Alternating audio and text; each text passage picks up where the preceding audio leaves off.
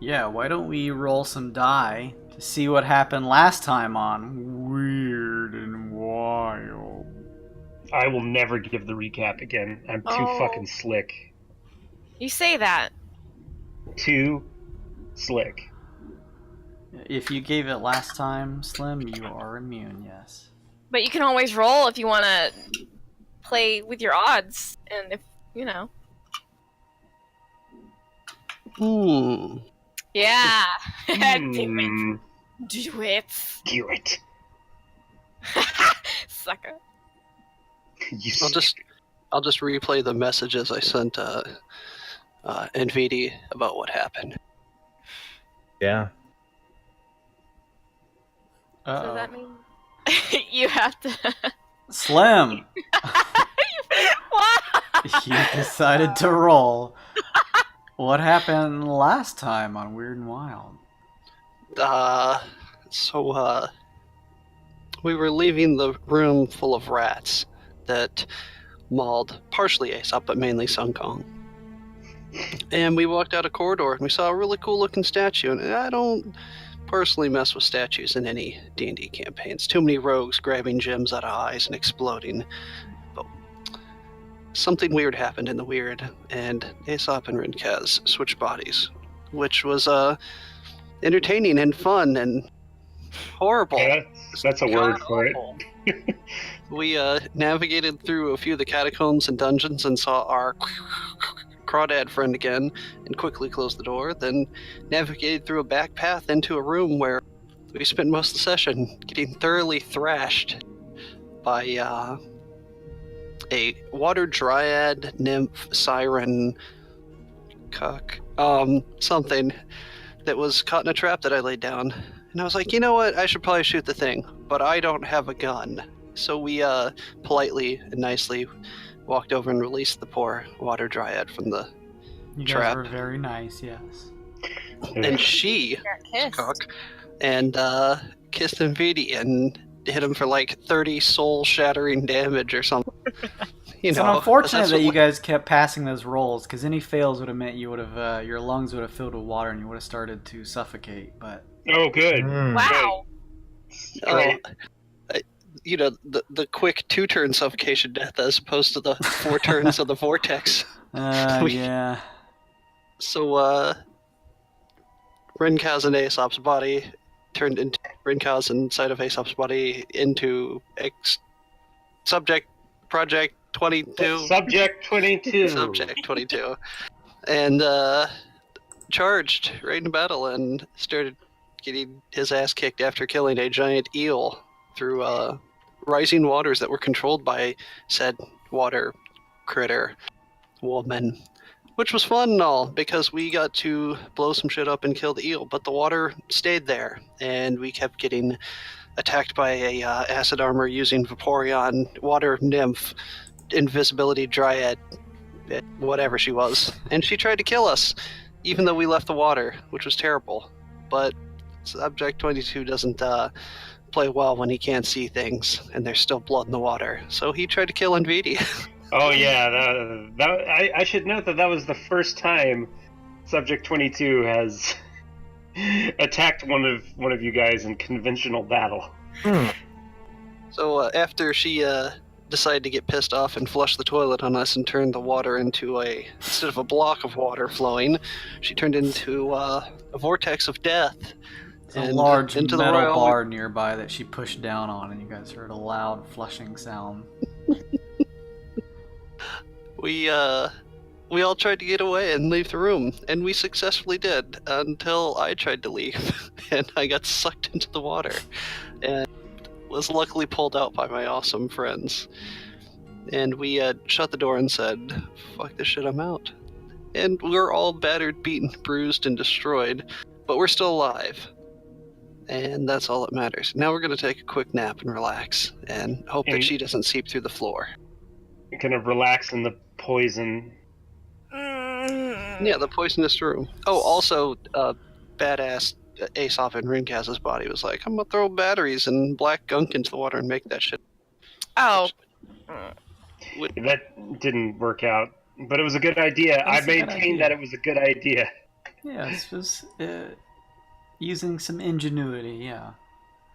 That was a pretty good recap, Slim. Thank you. You find in your lizard pants a weird bit. I look to my body and say, if you're wondering why there's a rock in your pocket, Aesop inside of my body. Shh, Oh. Don't worry about it. Yeah, I guess that's 87. weird. Okay. We're at Nice. 87. Let's do introductions real quick for anybody who ends up watching this. I'm Jaso, the DM. I run this game with my friends who are... My name is Bailey. I am playing Glossalor, the Eidolon College of Glamour Bard. I am Luke. I am playing Aesop, Kinku Bloodhunter, Order of the Lycan, and his alter ego Subject 22. Who else? Usually Sun Kong goes here. Hey everybody, I'm Sun Kong. I'm disembodied from my normal human, and I'll be being played by Nick, who does not ever know how to play a monk, but he's gonna do it.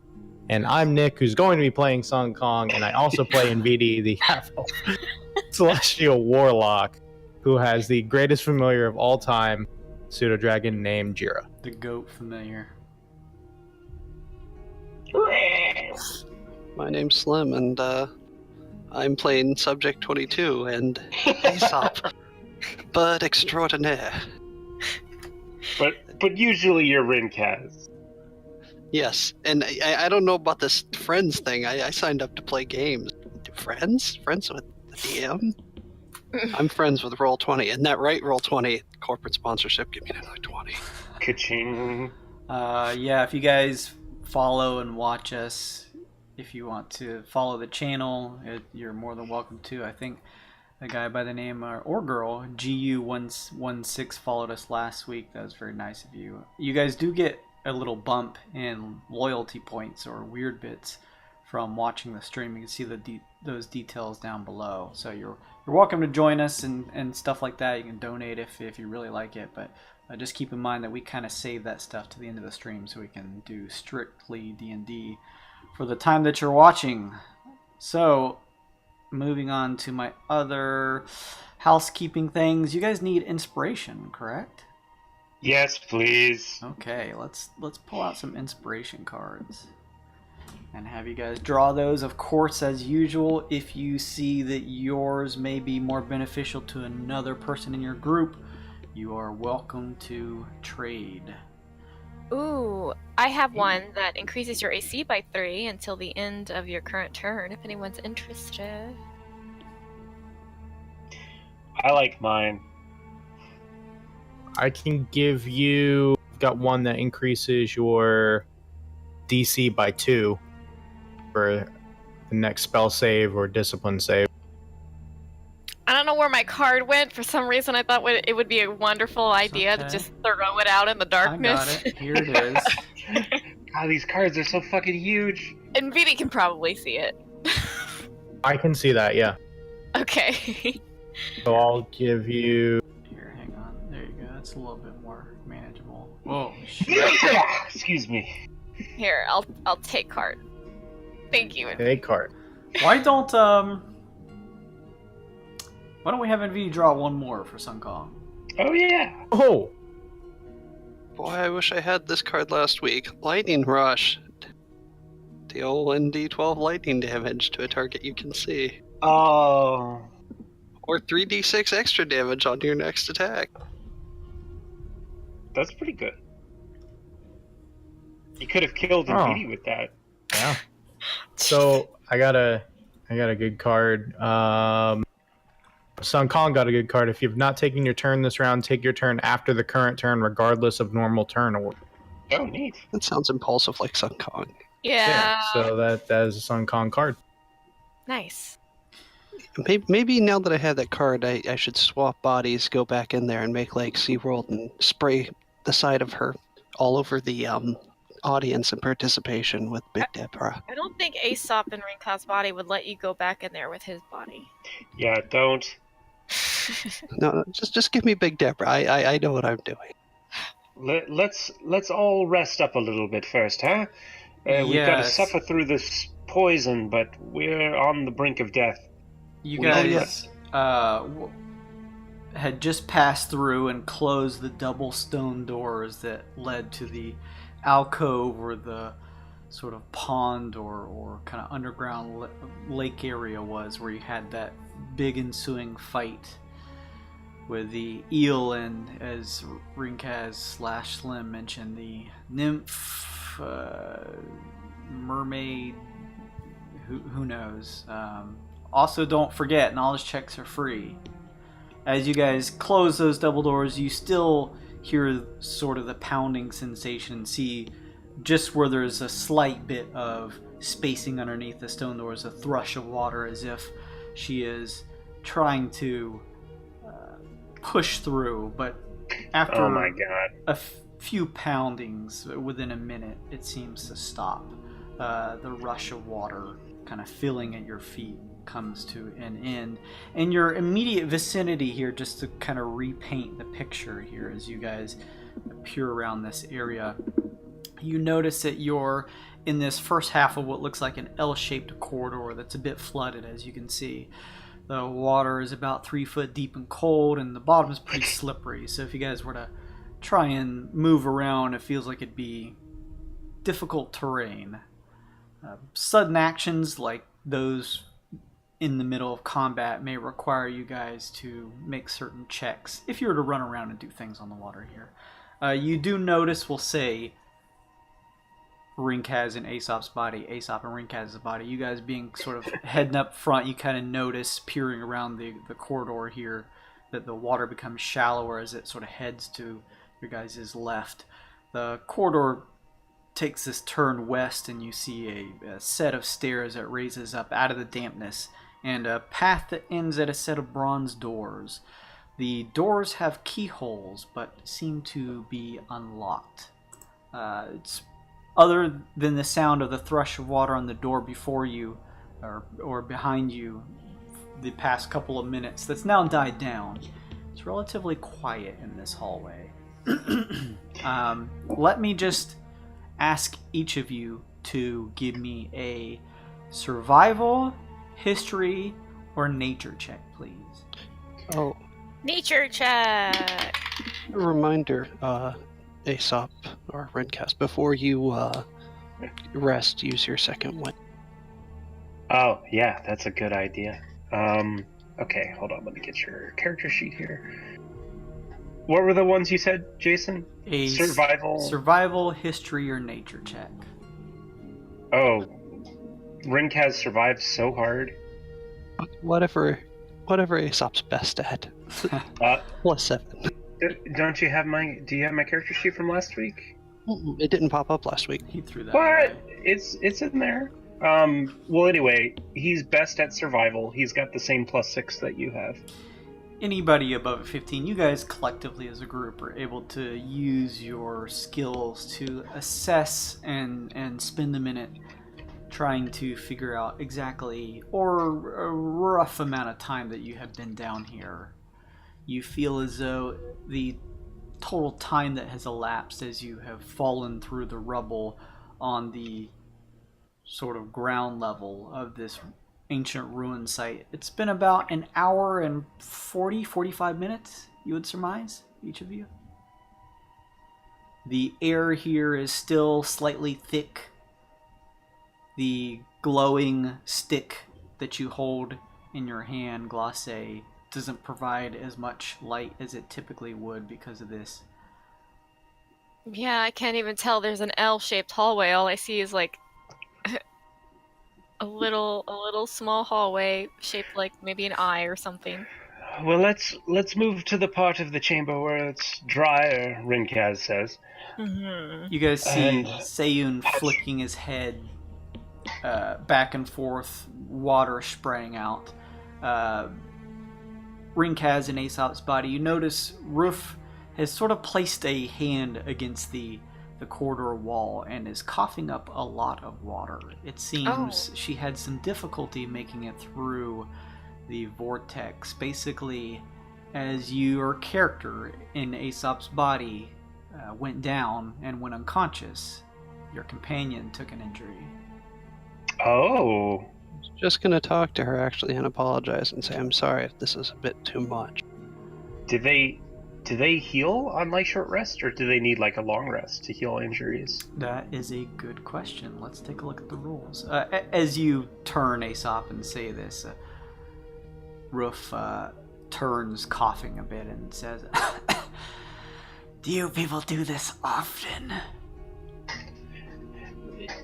This is uncommonly bad for our adventures. We're in quite a bind. Oh, Seiyun says, peering around. "I must admit, it's pretty dangerous here." Well, I'm glad you came along with us, Seiyun. We definitely have needed the expertise.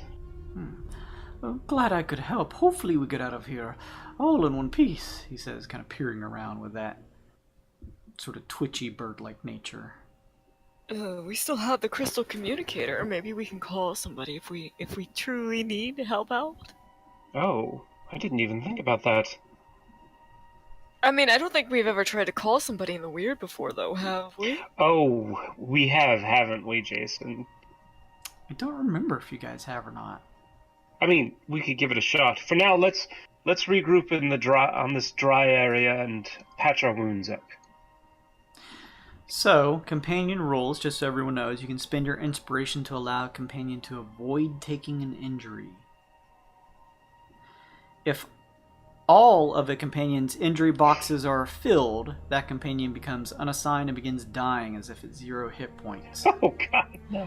A companion can be stabilized as normal, and if they regain any hit points, they regain consciousness, but their injuries are not necessarily healed. Okay. Let's see here, let me just check. A companion heals 1 injury unchecking the box after each short rest, and heals all of them after a long rest. Companions don't have hit dice, but magic healing, alchemical healing, or other healing effects can also heal a companion's injuries.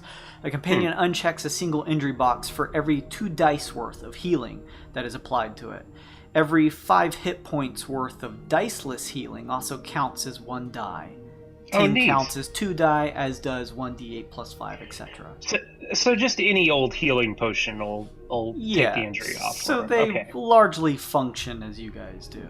Okay. But anyway, Jason, can we attempt to take a short rest? Yeah, I just wanted to make sure you guys had an idea about the amount of time that's passed as you sort of all prepare to take a rest. It sounds relatively quiet and safe here, and it looks as though Roof took in a lot of water, Slim or Rink has in Aesop's body. However, after this short rest, with a bit of downtime, Roof may be looking better. So if you guys would like, you can go ahead and take your 60-minute long short rest. There we go. Let me give Sun Kong his token control to NVD. Give me just a moment here. You'll need control of that. Okay, so I'll move him up with you guys. If you want to heal up Sun Kong, he definitely could probably use it. Yeah, let's see here. Tengiku is running the water off of his blade. You guys watch Jashini, and Vita, you watch Jashini, and she sort of grabs her waist cape and is sort of like scrunching it, pulling it taut and making all the water drip from it. she's like, why am I here? Why did you bring me? There's a reason. And I... let me see here. Can I give a, let's see, a healing touch to... I realize I'm looking at his HP. A healing touch to Sun Kong. Yeah, sure. Short rest. Yeah, you have control of his token, Cure, so you cure can... wounds, actually, I'm sorry. You can make the roll and see what you heal and apply that to his hit points. I'll do Song of Rest as well. Oh, 34 good there. shit. What do we get for... Oh, goddamn! Hell yeah. Well, that tops off Rinkaz. Is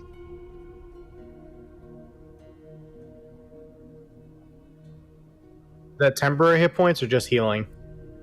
That is, let's see, Song of Rest. Just extra healing. What does Aesop roll? D10 plus 2. Plus the 8 from resting, right? Yeah, plus the 8. Right, that caps Sung Kong. Oh, that's oh yeah, let's... Remember, you can spend more than one, and please do, because Aesop's almost dead.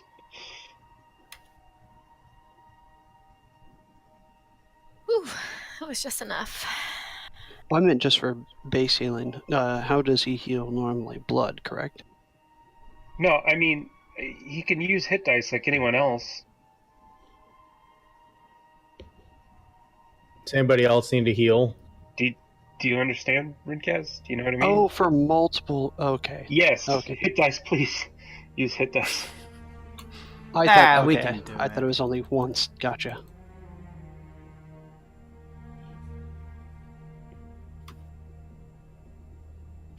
You give Clatter the glow stick, Glace. I had to, in order to heal myself, to look at my character and heal myself. Clatter Is- takes it in hand, the soft green glow sort of reverberating and reflected off of his shiny carapace. You also notice he just stands there dripping completely wet. Oh, I'll dry him off. I'll dry him off and make him pretty. Okay. I pat Clatter and say, should you ever become more sentient or able to talk, I do apologize for all the adventures, and you're most welcome and thanked for all your efforts, my friend. He looks down to listen to you as you say this to him and then just looks back at Glace. Is there somewhere inside of that wonderful armor something hurt you? Look, I think he's smiling. I hope so. I'll say smiles at her reflection on Clatter. Yeah, you see in the slight slits of his metal like helm just a black void of You could just hear like this background white noise just... It's Alphonse. He's the big bad of the season, Clatter. Holy shit. Jason, I would quit the game immediately. How are you guys doing in terms of going ahead and spinning your hit dice and getting all healed up? I don't want to be here anymore. We good? Am I at full Rinkaz? I'm at 34. I can't see what the max is. What do you mean? Sure you can. It should show up. Zoom out a little bit. Try zooming out. Double click him. Sung Kong's full and VD's full. Yeah, you should be able to double click them and see the max number And- too. Can I also, role-playing purposes, can I just drop a create bonfire so everybody can kind of like dry off? Oh, nice. Oh, okay. Right there. Yeah, you said we'll say that you actually set it over near Rinkaz That's and Aesop's body so that it's on the dry side of the corridor, and all of you collectively during the hour sort of surround this bonfire and take a minute to kind of rest up. It's a bit cramped in this corridor, but compared to all of the other wild things that have happened in this temple, you guys feel relatively like you're in a safe place for the time being, despite it being a little uncomfortable. This place sucks. Once you guys have healed up, Rinkaz, am I full healed? Yes. Okay. Sun Kong, there is a stinging sensation from the bite marks that came from those rats. Oh no. Oh no. You took a short rest, however, I don't know, there's just some sensation that you feel, I don't know. It's hard to tell from what it exactly is from. You just feel not 100%. You take a level of exhaustion. Oh no, that's the worst. Cool.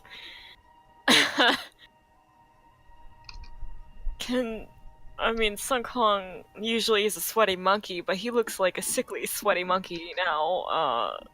Can maybe Aesop look at him and... Yes, before that happens though, as you guys are finishing your short rest, I need everyone to roll me, please, 2d6. Also, No! NVD, No! please roll that for Sun Kong as well.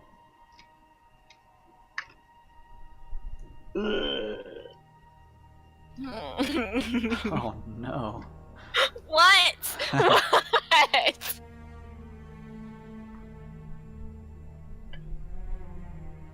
Okay. This is how much poison damage each of you take. Fuck. The thick air, this gross, sort of almost caustic, orangish red glow, this mist surrounding you guys makes things difficult to breathe. It sort of inflames the lungs as you take deep breaths in. You know that the longer you continue being in this environment with this poisonous mist or smoke surrounding this area, that you're going to just continue taking this sort of residual damage. You can feel it inside. It sort of burns your lungs as you take this poison damage. I want to get out of here. Yes, this should be our top priority. Should we call somebody? I mean, I don't know how they're gonna help us. Well, see if you can at least make contact with your phone. I call Kui. Okay, give me a high or low call and a d20 roll. Let's go low, boys! Oh, phew! You know it's just going to be the opposite of whatever you say, no matter what. Well, last time it was high and I got a 19. You pull out the brightly colored purple crystal communicator that's in the shape of your ship. It kind of looks like a fist-sized d20 die, this sort of polyhedral, soft, well, not soft, but it has sort of like a milky look to it. You hold it in your hands and hold it up to an ear and go to call Kui, listening in to see if there's any response. There's nothing. To be expected of the Wyrd, I suppose. Well, that stinks. Okay, well, let's get moving. Everybody watch where you step. All right. This door, you said that it looked like there were keyholes? Yeah, the door, it's in front of you here. There's a set of bronze doors. The door has keyholes, but it doesn't look like the door's locked. Can I investigate the keyholes to make sure they're not, like, trapped or something like that? You are more than welcome to, yes. These checks are always good in a dangerous place like this. Oh no. Rinkaz's investigation ain't very good. But neither is mine. 13. Straight 13? Straight 13. You take a couple seconds investigating, peering around the door, sort of looking within the keyholes as well as the sort of outer outline of the door itself, kind of taking a look at the hinges, seeing if there's anything off, any wiring or any strange sort of stonework or anything that looks like it would set anything off. You don't spot anything. I open the door. You open the door. Let's go ahead and Roll initiative. roll it. No, you open the Oh, door. God damn it.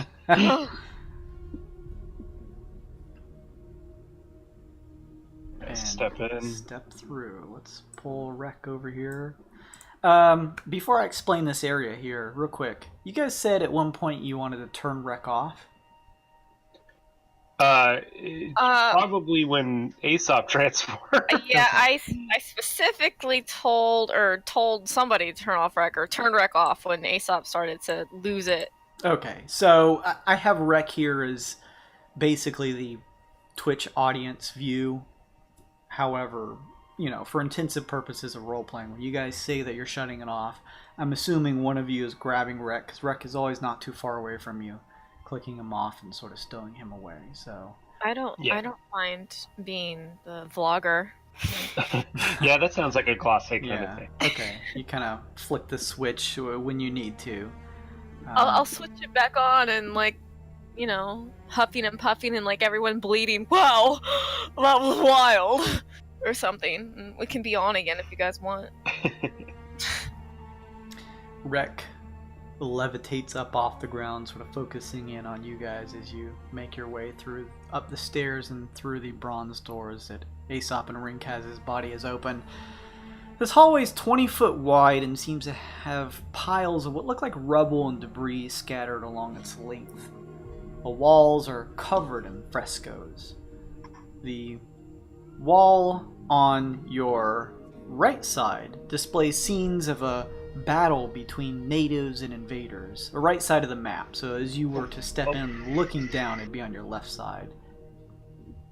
So, yeah, basically over on this wall here. The wall on the map at the left side, the west side, depicts people questing for a new land. It seems as though their experiences during the journey include crossing treacherous mountains, sailing over storm-tossed seas, moving through an endless ocean of what looks to be sand, receiving the guidance of the gods in their battles to keep their homeland free from invasions.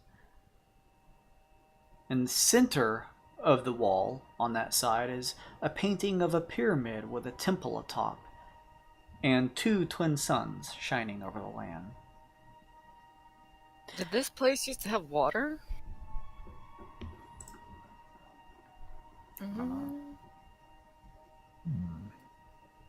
Would say you know the history of Relica? Fascinating.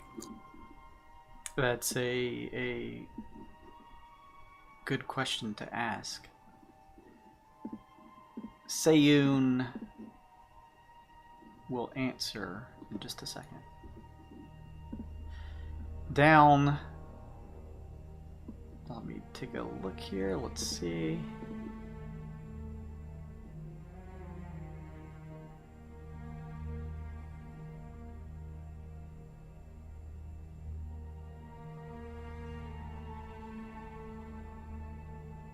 As you guys peer down the hall, sort of at the far end as you're just taking this all in, you notice that there's an archway carved in the form of two serpents intertwining with one another. Beyond it, the corridor seems to continue on into shadow. As you ask this, Glacé, stepping in, Sayun looks at the depictions on the walls, sort of almost going to run a hand on it, and then pulling back, realizing that who knows what things could be trapped around here or not. He seems to be almost in awe at these depictions. He, still standing facing the murals on the walls, does the 180 head turn back to you and says, oh yes, it was rumored that Relica was once covered in water. But if this is true or not, it is uncertain.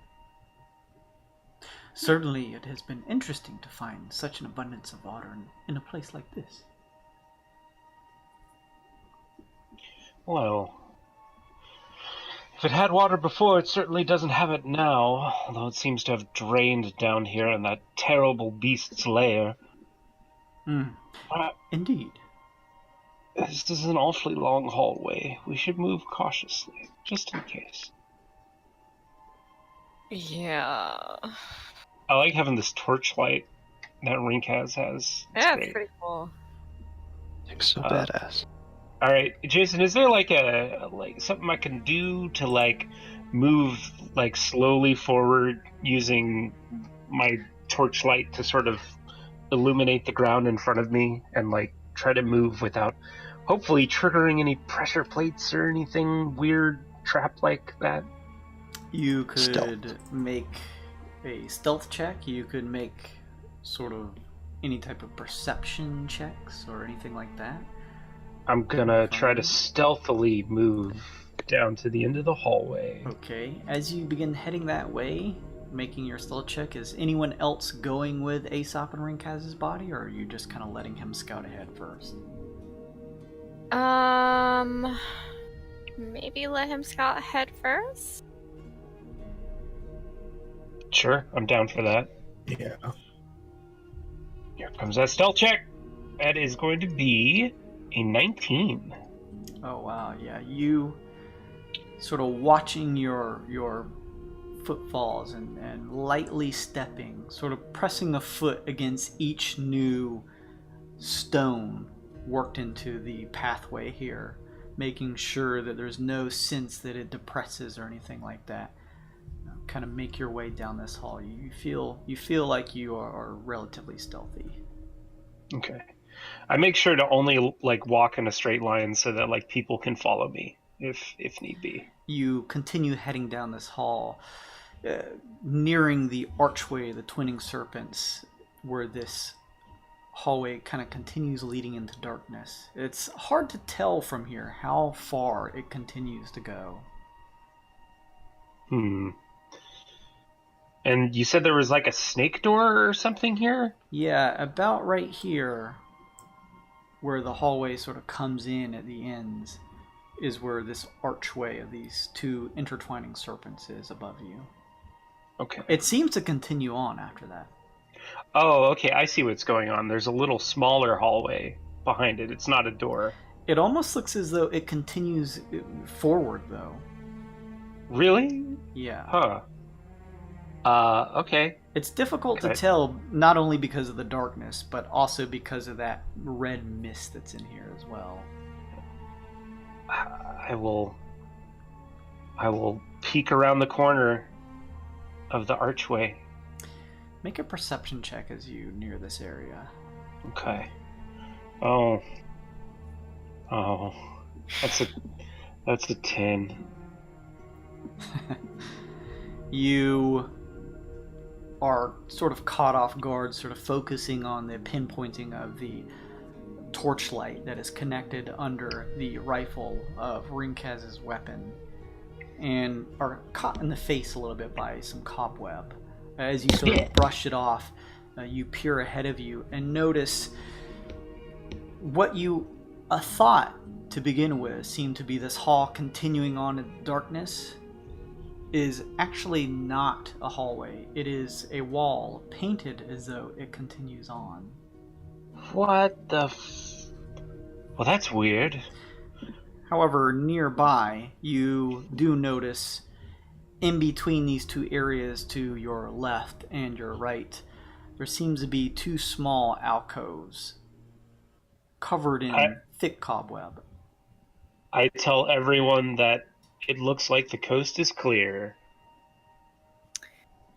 Then I'll step forward. Does Aesop have any sort of torches? Yeah, he should. Let's see. Aesop has... Sorry, I gave you my regular character sheet. I have a separate inventory thing. I have 5 torches left. I don't have your character sheet still. I didn't pop Discord. Are you sure? It's not in the other... It's not in this chat. It's in the players only chat. Oh. No. No. There you go. The players only chat. Yeah, I don't see I it. can cast light on like a gold piece or a rock or something for you if you need a torch as well. Or Aesop's face. Could light his mask up. I mean, technically, yeah. How much light does your light spell provide, NVD? One object up to 10 feet cube sheds bright light, 20 feet radius, dim light, 20 feet. Cannot have multiple instances. Neat. Are you casting this on the mask?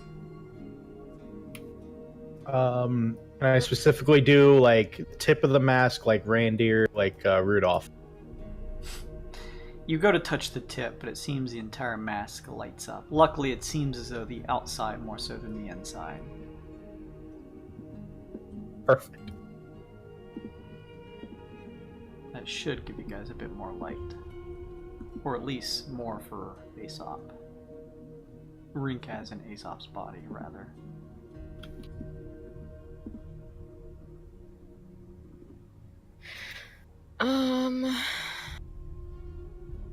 Does the paint look like it's old, like it's, or does it look like it's new at all? Oh, it definitely looks like it is aged, just like Okay. the rest of this underground temple. Okay, well, that's interesting. Why I- would... go ahead. I touched the wall with my hand. You brush some cobweb out of the way and sort of run your scaly hand against the wall, kind of feeling. It's got some age to it, however, by and large part of the center of the sort of mural painted on here is sort of that blackness, that receding blackness, meant to give the fake look of a continuing hallway. From a distance, especially in this hallway, this elongated hallway with this sort of reddish mist, this poisonous mist covering it, it's relatively convincing. But up close now, you can definitely see that this, similar to the murals on the previous two walls lining the corridor here, is not real and simply painted on. Lame. Or were you gonna say, Glace? You were gonna do something before I touched the wall. Oh, I don't even remember. It's good. We're fine. You peer around here, seeing that there is a small area here that seems to carry on both ends and kind of end. It seems like it as though the elevation drops just a bit in these corners. There doesn't seem to be anything of particular note in the corners here. To the left and the right of you on your opposite sides, Glace and now Aesop and Rinkaz's body. You guys peer up now and just kind of see where there is more cobweb and it seems to lead up into darkness. Is there any kind of magical effect on that painted wall? Have we checked? I don't believe so. Check.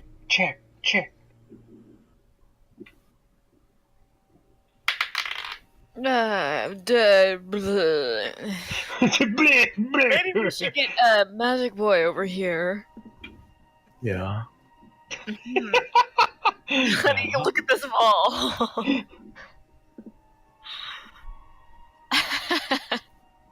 Glace, as you move to step out of the way as MVD heads down that way, Oh no. you step on a piece of stonework that depresses into the ground. Oh,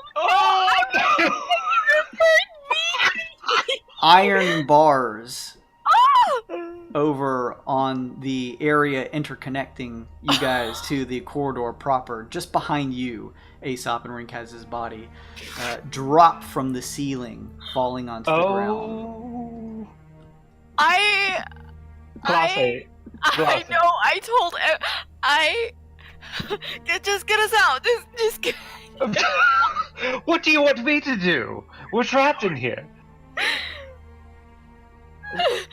Can I try to like bend the bars? Oh shit. You know, they're old and rusted, maybe, with all this water down here. I'm a strong woman. You are assessing the bars, Glace, when a small bit of rubble, No. pieces of rock, just lightly tap off of your shoulder, off of your gleaming outfit, kind of bouncing off. These bars look relatively old, and perhaps with enough strength could possibly be bent, or at least maybe even worked out of. It doesn't look like they have fallen into any sort of worked in inset areas and holes into the ground, so they just sort of hit the floor. So maybe you could work them out of the way, or Yeah, perhaps with enough maybe. strength you could maybe even lift them up, or at least one of them. Glacé sees the rubble on her shirt, and she's going to grab onto Ringkaz and just use the Dimension Door. Oh, Right. wait! Don't! What? No. This, I think that this painting of a hallway has to mean something, right? What if this is the only way out of this chamber? Jason, you said there were cobwebs on the walls, right? Yeah, there's a lot of cobwebs in here, yes, especially on the kind of wall in front of you guys, looking sort of south. Here, let's All right. Then in that let's case, explore every inch of this room, but it's good to know that you can get us out of here. Okay, honey. Can't I say, using your mimicry in Ringkaz's voice, stab myself and fling acid or fire blood to melt the bars or something? Well, it doesn't work like that exactly. Oh, that's so quaint. But I do have acid. I have 2 vials of acid in my bag, if you would like. I start poking myself in the chest. Are you sure No, don't do that. What about that weird thing where you regurgitate food? Isn't that acid? That's just a thing that Kinkus do. It has nothing to do with anything else. I mean, Anyway, as if a cat was throwing. stop using my body improperly.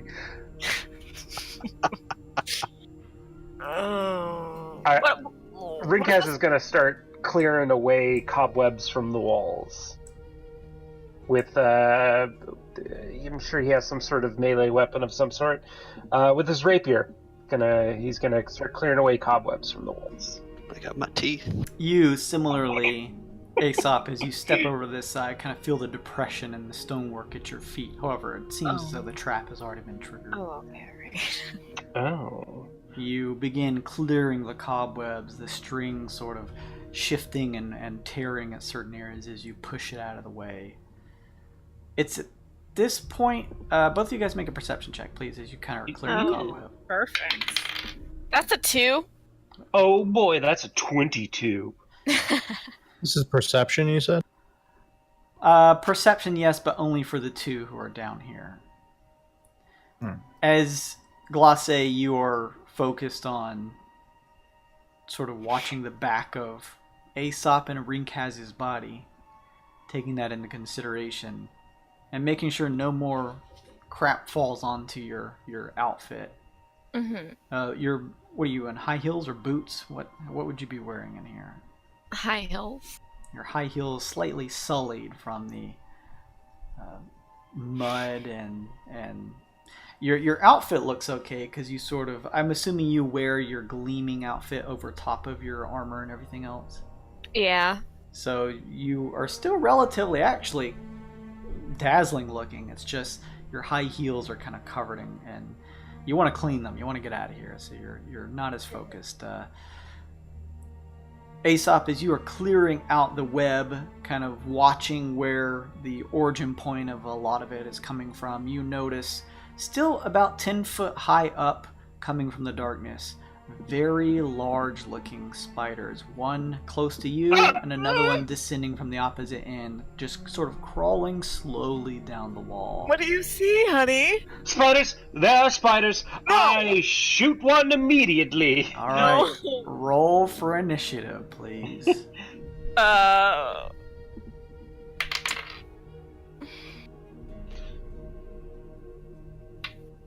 I'm not using my initiative. I'm using Ringkaz's initiative, which is significantly better than mine. God damn. I love it. 20. Ringkaz has a +8 to initiative? Quick Yeah. drop plus max dex. I can add my proficiency plus my dex. What a fucking champion. What a fucking monster. Let me pull up the initiative here for you guys. Hang on just a second. I mean, I could just zap us away. We don't have to fight these big creepy crawly in this claustrophobic room. I don't like it. We're trapped in here with spiders! Yes, we are. Die, spiders!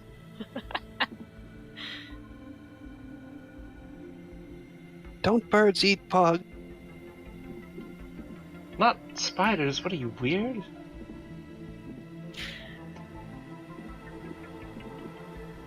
Is it initiative for everybody, or is it just people on the other side of the bars? Technically for everyone. You could maybe help us kill these spiders. Oh, I should probably enter in my initiative, huh? If you want. If you want to not die. You don't have to. You know, I take it back. Maybe you are an evolution of a lizard folk.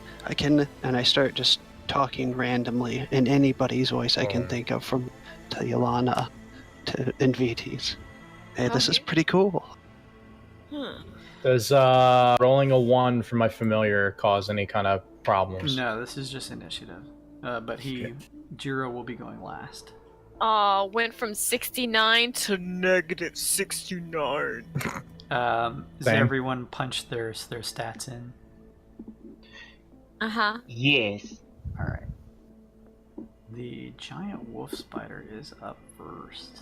What a fucking dick! No, let's just get out of here. Please. Please. Seeing that you guys are reacting with some amount of aggressiveness, the large-looking furry spider that is nearly the size of you, Glacé, quickly skitters down the wall. I can't. I'm not. I can't. And it attempts to bite you. No. Does an 8 hit your AC? No. You quickly duck and like walking through a Halloween Horror Night's house, cling on to Aesop in Rinkaz's body, screaming. And the large, almost giant spider totally misses you. Aesop and Rinkaz's body, you're up next. Okay, is this thing adjacent to me? It's technically not, only because it's next to you in the square, but it's actually like on the wall 10 feet still above you. Oh, actually, it doesn't matter. Rinkaz is close quarters shooter anyway, so it doesn't really there matter. you go. Yeah. Rinkaz, where on this giant monster of an inventory page do you keep your shotgun shells? It is second. Sherlock third. Gnomes. What the fuck? What is this inventory page? Shotgun shells. There they are. I whip out Big Deborah and I take a shot into this fucking spider next to me. Okay. You do that. Oh, It's the book I bought for AG. Oh, okay. Oh no, okay. It doesn't get advantage unless it's adjacent. Never mind. Sorry, I'm learning things about Rinkaz's character. Okay. I'm just gonna shoot my rifle at it. You guys are all learning quite a lot about each other with missing players and switched bodies. So. That's gonna be a 17 to hit. I have a feeling that's gonna hit. Let me just double check. Yes, that is. 7 piercing damage. A loud, cacophonous blast happens. Glacé immediately in front of you. You instinctively go to cover your ears. The rest of you sort of losing Aesop behind the sort of wall here. Hear a loud ringing blast of what sounds like Big Deborah ringing off as the giant wolf spider is struck by a blast from Big Deborah, taking 7 points of bludgeoning damage, or piercing damage. Which one? It's piercing. Okay, got it. And I'm gonna fire again. All right. That was with Big Deborah or the rifle? No, this is with the rifle, because he's not adjacent, so I didn't use shotgun shells. 13 to hit. Also, that's a misfire. What does that mean, Rinkaz? I don't roll them that often. You have to. Yeah, because you roll 20s because you keep fucking giving handies to the roll 20 team. Let me pull up the roll, and I think you just had to spend 1 round repairing the gun. Oh. All you have to do is just roll higher than I think 5 or an 8. I can't. I'll pull up the exact ruling on it. Okay. Anyway, It just jams. Click gun jam. Yeah, you go to fire, not being completely used to. There's a certain amount of instinctual nature to Rinkaz's body, Aesop, but as you go to fire again, you're not completely used to it, and the gun jams. What was that? What happened? My gun jammed. No! Unjam it! I'll try. I think that's gonna be it for Rinkaz. Okay, Glace, you are up. There is a large, what looks like to be a wolf spider, just against the wall next to you, trying to use its large fangs at the end of two furry appendages bite you. It's also one just a little bit of Rinkaz, Aesop and Rinkaz's body, attempting to come down and bite him too. Okay, well, for some reason, Aesop in Rinkaz's body doesn't feel like it's important enough to get out of this room. So I'll just use Distracting Beauty on myself. And, A swirl of twinkling motes of various scintillating colors begins to surround Glace. There is a certain draw to her appearance that pulls almost all of your attentions. I will use Kiss of Wounding on this spider. So it's a Constitution save. This is a touch attack, I'm assuming? Yes. I'm assuming you're not actually kissing it. No, I'm not. I'll like kiss my mic and then like poke at it or something. Okay, here, let's see. You want a con save? Yes, DC 17. He fails. It fails. Okay. Okay, 9 damage. And if in combat, make a melee spell attack. So technically, I have to roll to hit. Sorry, Okay. I don't No, it's use okay. this often. I'm not up. Oh well. I don't know why I used roll 20 to roll it, but I did, and I got a 1. Oh, and we're in the weird. Yes, you go to quickly just try and tap one of its many legs, seeing as this creature is disgusting, but it quickly skitters out of the way, and you almost catch yourself from falling over, grabbing the wall nearby to catch yourself. However, I need you to go ahead and roll me a D10,000. D10,000. Roll 1d10. Okay, here we go. 3973. Oh, big number. Let's see here. Turn into a giant wolf spider. Oh my god, that'd be amazing. I'm now the queen of the wolf spiders. You just spend the rest of your life in this tomb ruling over wolf spiders. Okay, you almost catch yourself as it sort of quickly skitters out of the way from falling. Nothing else happens. Okay. Ugh. I'm done. Okay. The wolf spider next to Aesop and Rinkaz's body, still 10 feet up, now skitters down the 10 feet so that it is sort of adjacent to him, sort of like a block to his side and a block up in terms of mapping, and attempts to make a bite attack against you, Aesop. Fuck you. For 17 versus AC? That is a miss on Rinkaz. Nice. What a beefy boy. It goes to sink its fangs into an arm, Aesop, but you notice the thick, resilient nature of the scaling on Rinkaz's body, and notice that it does not puncture its skin. It's a pretty neat trick. It is done. Rinkaz and Aesop's body, you're up. Stab it through the bars! Do it, kill it! I hate spiders! A set of 4 bars separates you from your friends. However, there certainly is enough room for you to stick a sword cane through and stab. I try to recollect a random voice that I heard once in my life and say, "Have at you, goods." Take a step forward and stab at it with my birdie boy stick. All right. So it counts as a rapier. Your cane is a rapier, yes. Technically, yes. It's a Gladicus, which means you can make it do slashing damage. It's sort of piercing, but I don't think that matters right now. Cool. Yeah, it is a +9 to hits, 1d8 +7, and it should still be on fire. It lasts until I make it not do that. +9 to hit. Yeah.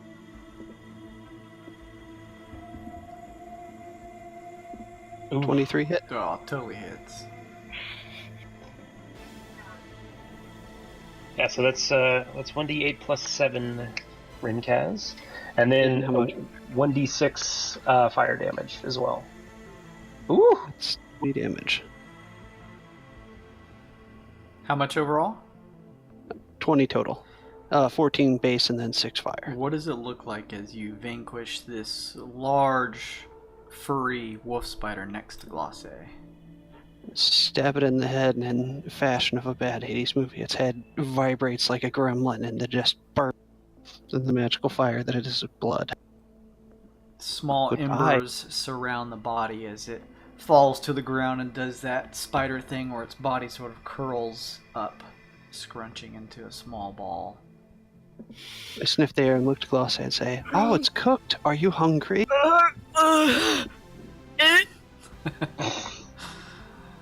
Anything else, Rinkaz? No, I just try to figure out how I can... Or I put the cane, I guess, sheath it if you can, safely. And Yeah, I'm going to... Whatever free action I have to... Or extra movement action, whatever, just to try and look for a bottle of acid that I can try to put on the bars. Next round. Yeah, sure. You begin to kind of fumble through Aesop's belt packs, looking for some of the alchemical solutions he has. So National Geographic. What are you reading? I like to learn. Sun Kong. Yeah. Seems as though your friends are being assaulted by very large spiders. It looks as though they were able to take out the one next to Glossail, but it still sounds like Aesop and Rinkaz's body is still being assaulted by something. Perhaps another spider. There's another spider. It's another spider, Sun Kong. Well, I feel completely out of character and sluggish and don't really know what I'm doing, so I'm gonna be impulsive. Sun Kong, get the bars open. Get the bars open.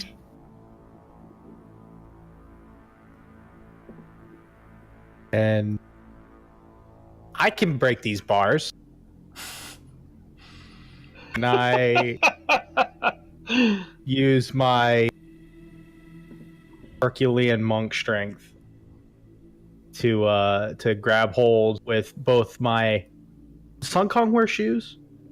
Yeah, No way. He can't wear Boots. shoes. Got the fire He's a boots. fucking... Yeah. Oh, he does. he has his fire boots, yep. Okay, well he'll jump onto the bars and start pulling on them with Okay. both hands, trying to pull them apart. There's like 2 bars for each of these 5-foot spaces, so you kind of jump on in front of latch onto the 2 bars right in front of Glace here and try to use Sun Kong's monkish strength within his fist to pull them apart. They don't seem to be inset into the ground by any hole, so it appears as though it will be not too difficult to try and work them apart from each other. So go ahead and give me a strength athletics check, please, to try and pull them apart enough to fit a body through.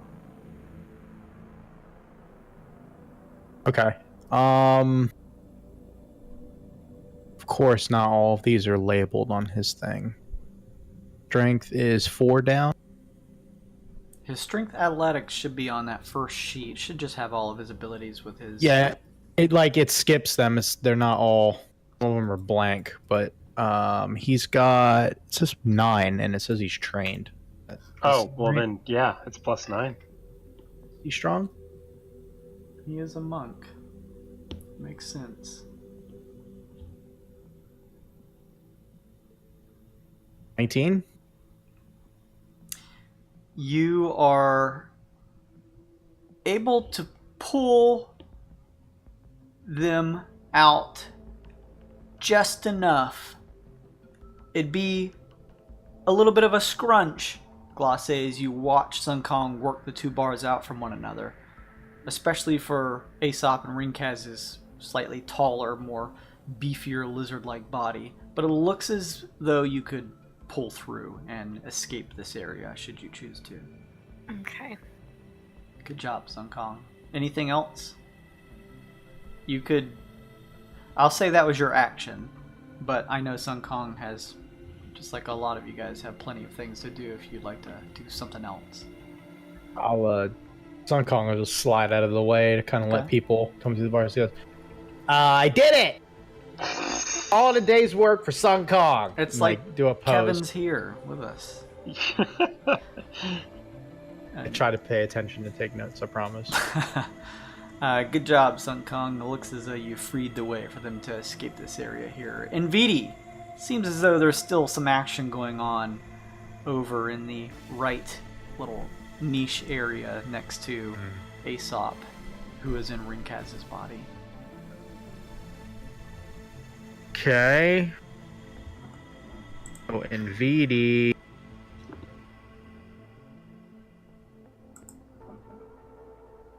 There's the bars. Yeah, I can't really see. I don't want to go through the bars.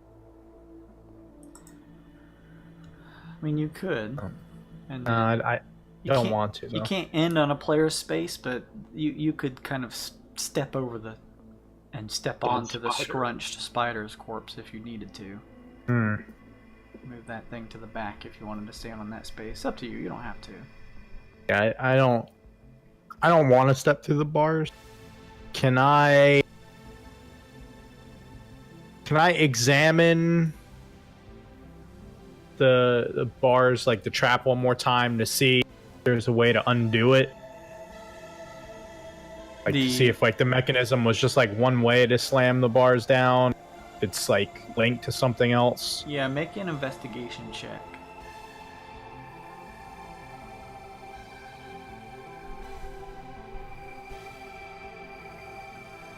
$13. Any bonuses to that, or just straight 13? Straight 13. I have 0 in it. It looks as though once the traps, the plates, the stonework plates are pressurized with a footstep, that they activate. The iron bars, you now see the sort of inset 4 holes in the ceiling where they would fall from.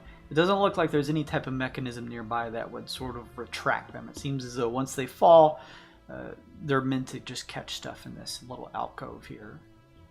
Probably part of the reason that this fake passage was potentially painted on the wall beyond Glacé.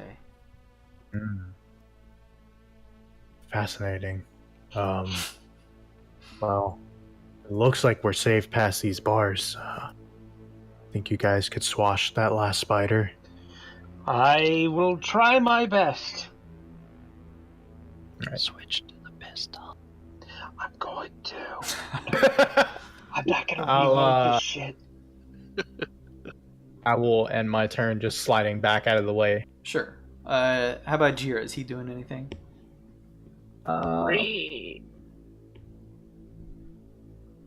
Something tells me I want to move him up here.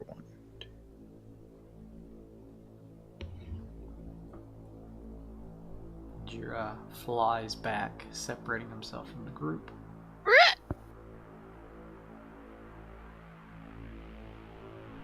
Anything else from Jira?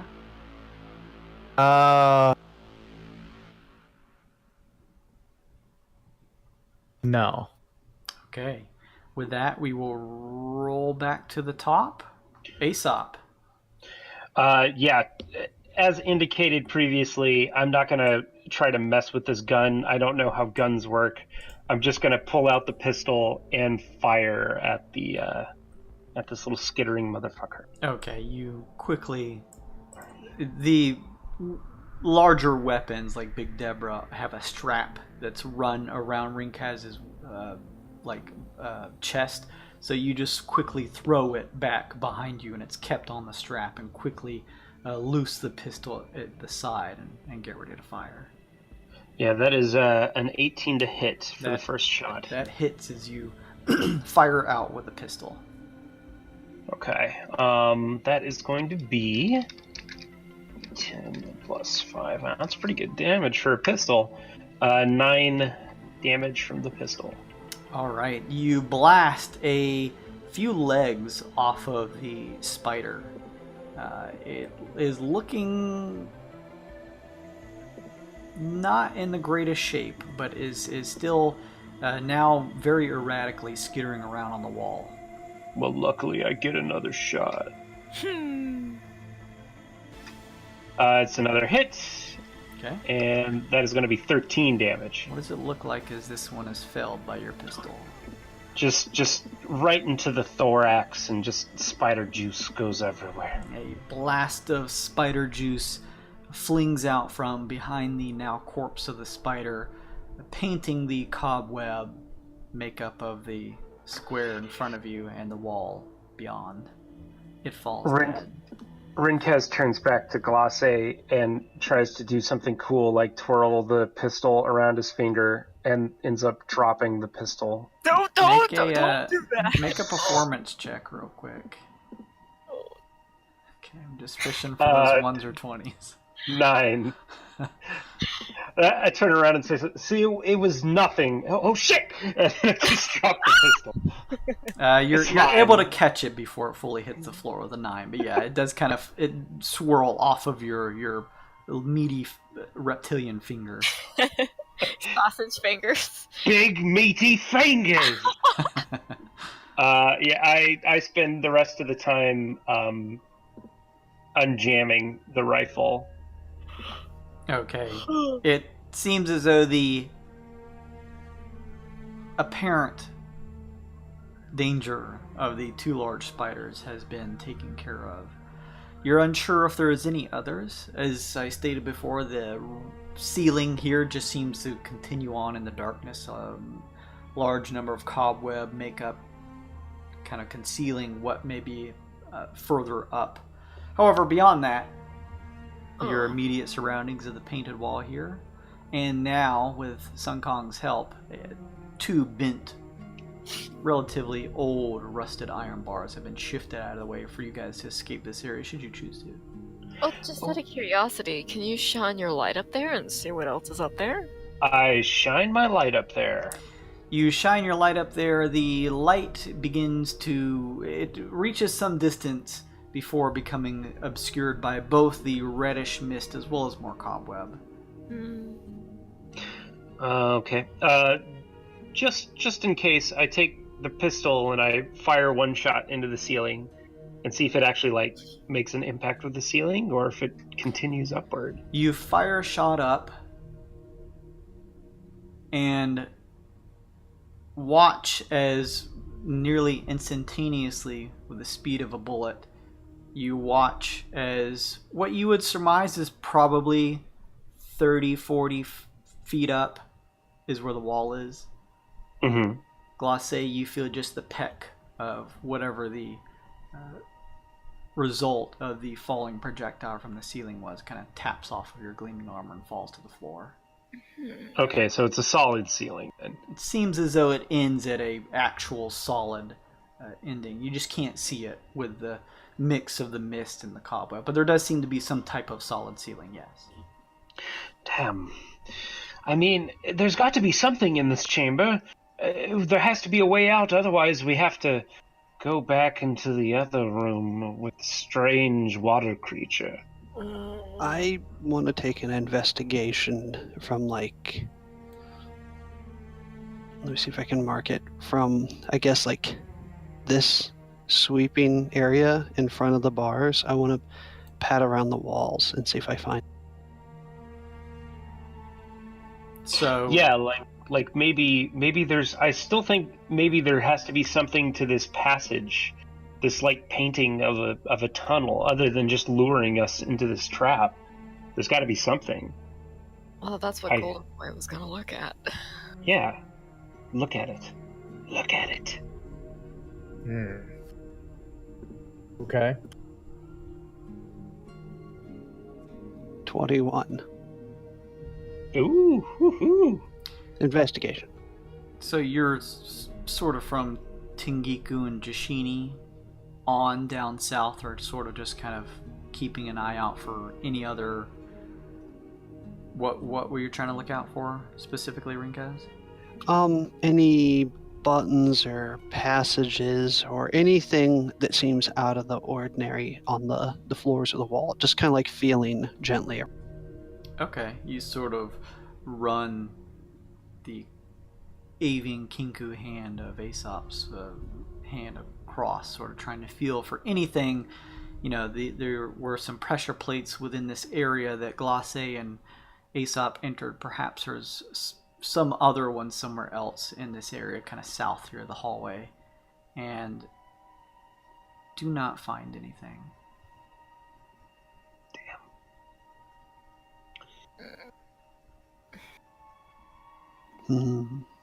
Oh, nothing.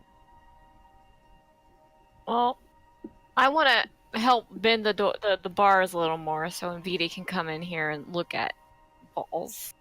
Yeah, Sun Kong was able to bend them enough for you to... You have to, like, kind of duck and shift through, but you're able to come in. Any medium creature can enter and exit now. Viti sort of, like, ducks and pushes through the old bars. Flakes of rusted metal kind of peel off of it as he moves through. Well... So we're looking for something... It's something, there has to be something in this chamber. It has to have some purpose. Yes, purpose.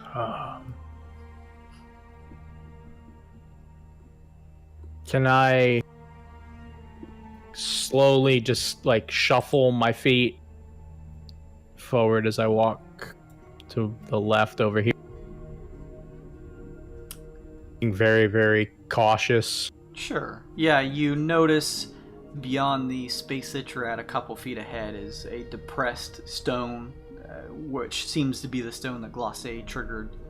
Mm-hmm. As you continue down into that sort of little niche, that corner, you feel your foot depressed down in the final couple feet before it ends at a wall. However, nothing else happens. Interesting. Can I see how many little plate triggers there are? Like, is that apparent to us? How many are on the floor? It seems like on the space that you're currently on, as well as the one to the left of you that you kind of just now stepped on and kind of came back from, there was one. There's two here, each within 5 feet of one another. Basically, one in each of those squares. Well, what if everybody stood on the plates? What if we just all came in here?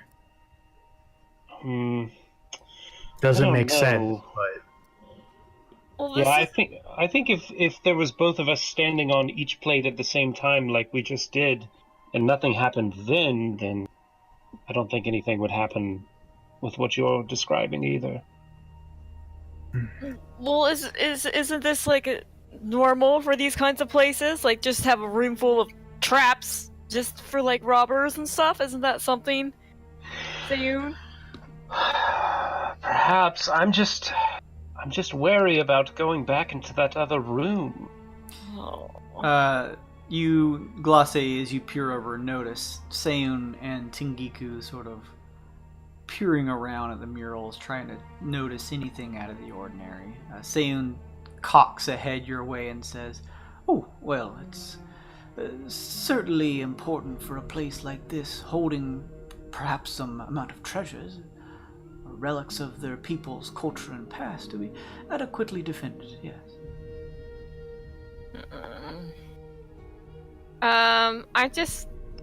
I want to go back to the hallway and just start feeling on the walls to see if I can find anything. Okay. Where Jira is, I just want to like feel the walls. Make a perception check, please. Come on, Glace. Yes, that's a 19. Nice. Oh, nice. As you are feeling around on the walls, Glace, you kind of begin close to Jira, where the mural of the pyramid with the twin suns above, looking not too dissimilar from the area that you guys came over here on in this sort of temple grounds before falling through the ground floor down to this deeper level within, and begin sort of running your hand on the mural. It's about right here of this large dual sun painting Oh. that you realize above where the twin suns are, it seems as though there is almost just a slight indentation around the suns. Oh. That's weird. Just up above this, almost just a few inches above you, pyramid-like shape. Can I ask Clatter to, I guess, touch it if I can't reach it? It's pretty tall. You could get close to reaching it, but Clatter, with his few inches above you, tall height, kind of steps over and just places an iron hand against the twin suns, and you watch as the dual suns, it kind of looks like two circles overlapped with one another, although you get the sense that it's meant to have a depiction of the twin suns of Relica. You watch as the twin suns pushes in. Oh, I think we found something. Hopefully it's not another trap. There is a click, and the painted area of the pyramid on the wall begins to depress in, and the sound of scraping stone you watch as it pulls to the side, revealing a secret area. Oh, Hey. Look at that. good eye. Thank you. I don't wish to lead the way. I'll step in, though. I will step in. I will explain before you guys move too far ahead what you see.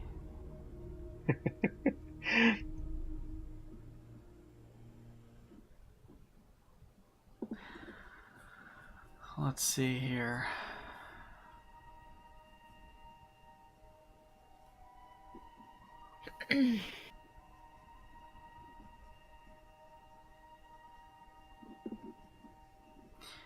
As you peer into this area, Glace, you notice that this corridor here is high-ceilinged and decorated with sculptures mounted on the walls.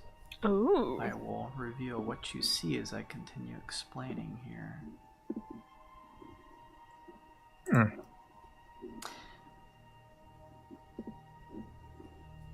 Two corridors branch off from the main hall. You see a narrow one leading to the left and another to the right. The statuary that adorns the walls consists of 4 sculpted heads of animals. Each one seems to be about 6 feet above the floor and probably 2 to 3 feet in diameter. Opposite the passage that you're in, it seems to lead to the right and is in a stylized head of a coyote. Look, there's a bird at the end. There's another in the head of a grinning bear. Close to you guys, immediately to your right, is that of a bison. At the far end of the hall, on the left side, similar to the image here, you see what looks to be the head of an eagle with its beak open. There seems to be something shining from within the eagle's mouth. Oh. Now. It's shiny, though. Yes. But now. Look, there's a reason that it's in the bird's mouth, you know. We like these kinds of things. Mm-hmm. But is it a way out? It may be a way out to riches. Shut up. I'm gonna walk forward. But I also want to look down this hallway. Oh, There we go. Okay, I see that. That's the thing. You peer down this hallway, Aesop in Rinkaz's body, and see that it is a narrow corridor leading north. It seems to take a dip to the right before the area is cut off from view. Okay. I'm gonna continue moving. Now Aesop. Yes. Before you go grabbing anything out of anything's mouth or whatever. Yes. Maybe make sure it's not holding anything up. Oh, right. Sure, no problem. Easy peasy. I want to get a good look at this bird statue. As you pass, both you, Aesop, and Glace, you notice, heading south, a very, very long hallway. It seems as though there's some type of area quite a few feet down that leads to the left if you were to head down that way. And then at the very end, it seems to curl to the right if you were heading down the hall. I wish this place had a map. Wait, do we have any crazy weird maps that we picked up and never looked at? I don't think so. I mean, I just want to check really quick on my inventory. Okay, I don't. Never mind. Well, look at these schmucks back in the other hallway. Cowards. As you approach Aesop and Rinkaz's body, this eagle head, you notice that wedged in the eagle's throat, it seems as though there's a intricately crafted golden bracelet. Okay, I could take this though. Wait. I looked up. If that's a bracelet, we already have the necklace of the snail people. We could accessorize Glass. You like that sort of thing, right? not when it's cursed. I asked them to look and see what it looks like before they touch it. Since I'm Let's. back in the hallway and don't want to die. Wait a minute. What's all this? What's all this? Klaus, as you sort of take a peer ahead as the others are kind of focused on the shiny, you notice that up ahead, continuing down to the far end of the hallway from where you entered, along both sides of the corridor that seems to kind of lead north on the map here, deep in these shadows, barely lit by your sort of greenish glow of your glow stick, you see what appears to be human figures that are floating above the floor. As you take a step forward to approach getting the details of them, you see that the figures are seemingly suspended in the air. They're actually withered corpses standing upright on a ledge 2 feet above the floor. This is a. I think we should leave this here. Look. Can I do some kind of? Why aren't you guys down this hallway? And Beanie, we need you. It's a tomb. Of course, there are going to be corpses. Yes, but they're floating. They're standing on a 2-foot incline, Glace. They're not magically floating. But why? And Vidi just grabs the bracelet. Oh no! Sorry, I wasn't trying to grab it. I thought that would be really funny, though. Shit. Take that. Aesop, as you peer closer at this bracelet, you notice that it looks like some type of golden circlet. It's far enough in sort of the stone beak of this eagle head that you'd have to either reach in to grab it or perhaps get something to kind of insert into the mouth to kind of knock it out. All right. I'll check and make sure that it's not attached to some sort of mechanism if it'll make you feel better. Oh, absolutely. That is a 14. You take a look inside, peering in. It doesn't seem to be connected to any type of mechanism. See, it's fine. I grab it. You grab it and kind of pull it out. As you do that thing where you grab it and it doesn't have a lot of give to it, so you sort of like twist it so you can kind of pull it out of the beak proper. As you twist it, the bottom section of the eagle's jaw clamps shut down onto your hand. Absolute worst. Ouch!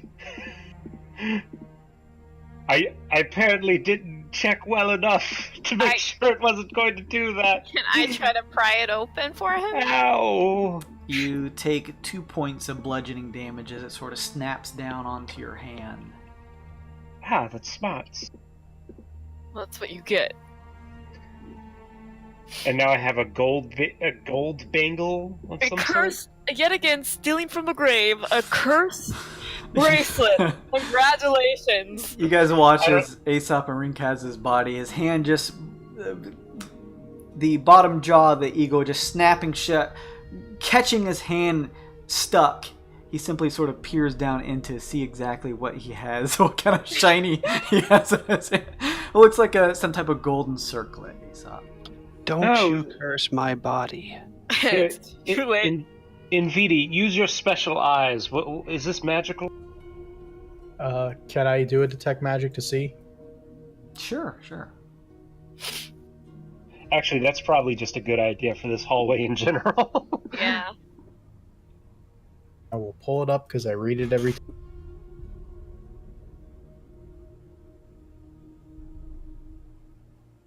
There is a certain amount of magical energy reverberating from this circlet clutched in the hand of Rinkaz's palm, who is Aesop. Ooh.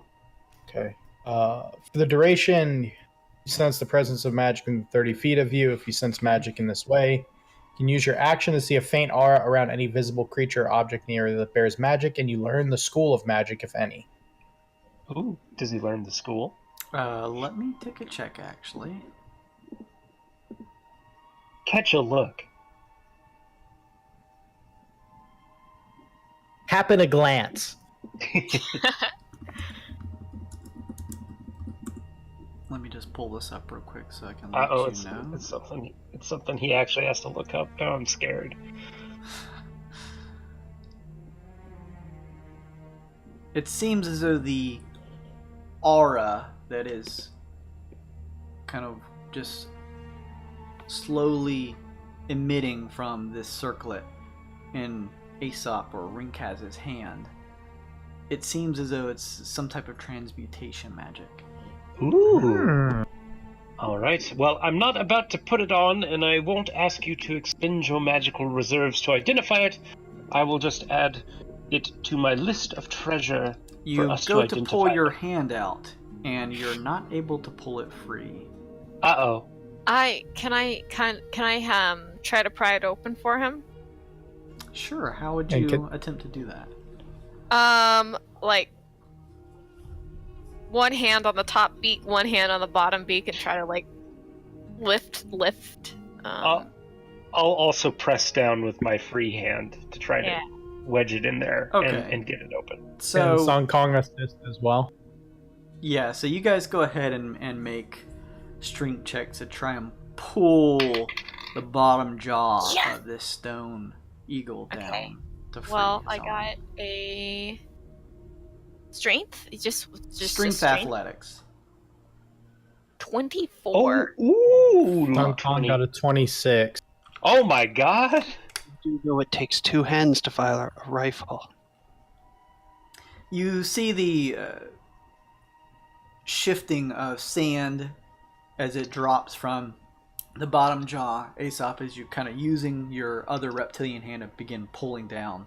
It's a little off-putting, though, having one of your sort of full hands caught by the contraption.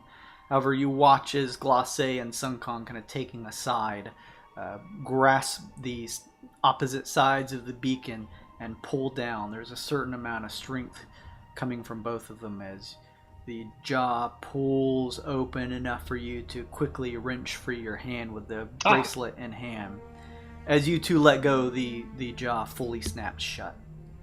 Well, there, I hope you're happy. Now you're cursed. I'm not cursed. I have a golden circlet.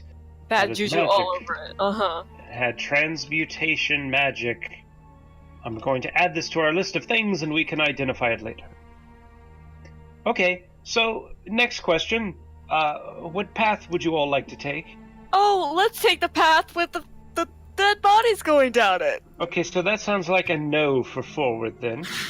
Can MVD examine those suspended bodies, either with detect magic going or another way, just by looking at them? Sure. You don't sense any resounding magic coming from that area. You would need to step closer to examine them, though. Just based on where you are on the map. Are they wearing? What are they wearing? What's their fashion like? These dead men. What are they wearing? They are clothed in very old-looking, some more than others in garb of what looks to be like the Ulman people, the tribes people that you have come across in these paintings and murals. Oh, so no kings or anything like crazy knights. None that have any particularly distinguished outfitting to them. A lot just look like the simple kind of, some brightly colored, although the colors are relatively diluted due to just time. But there is some flamboyance and colors to some. However, there's nothing that registers as regal or any type of shiny objects or any things of that look of particular value on the corpses.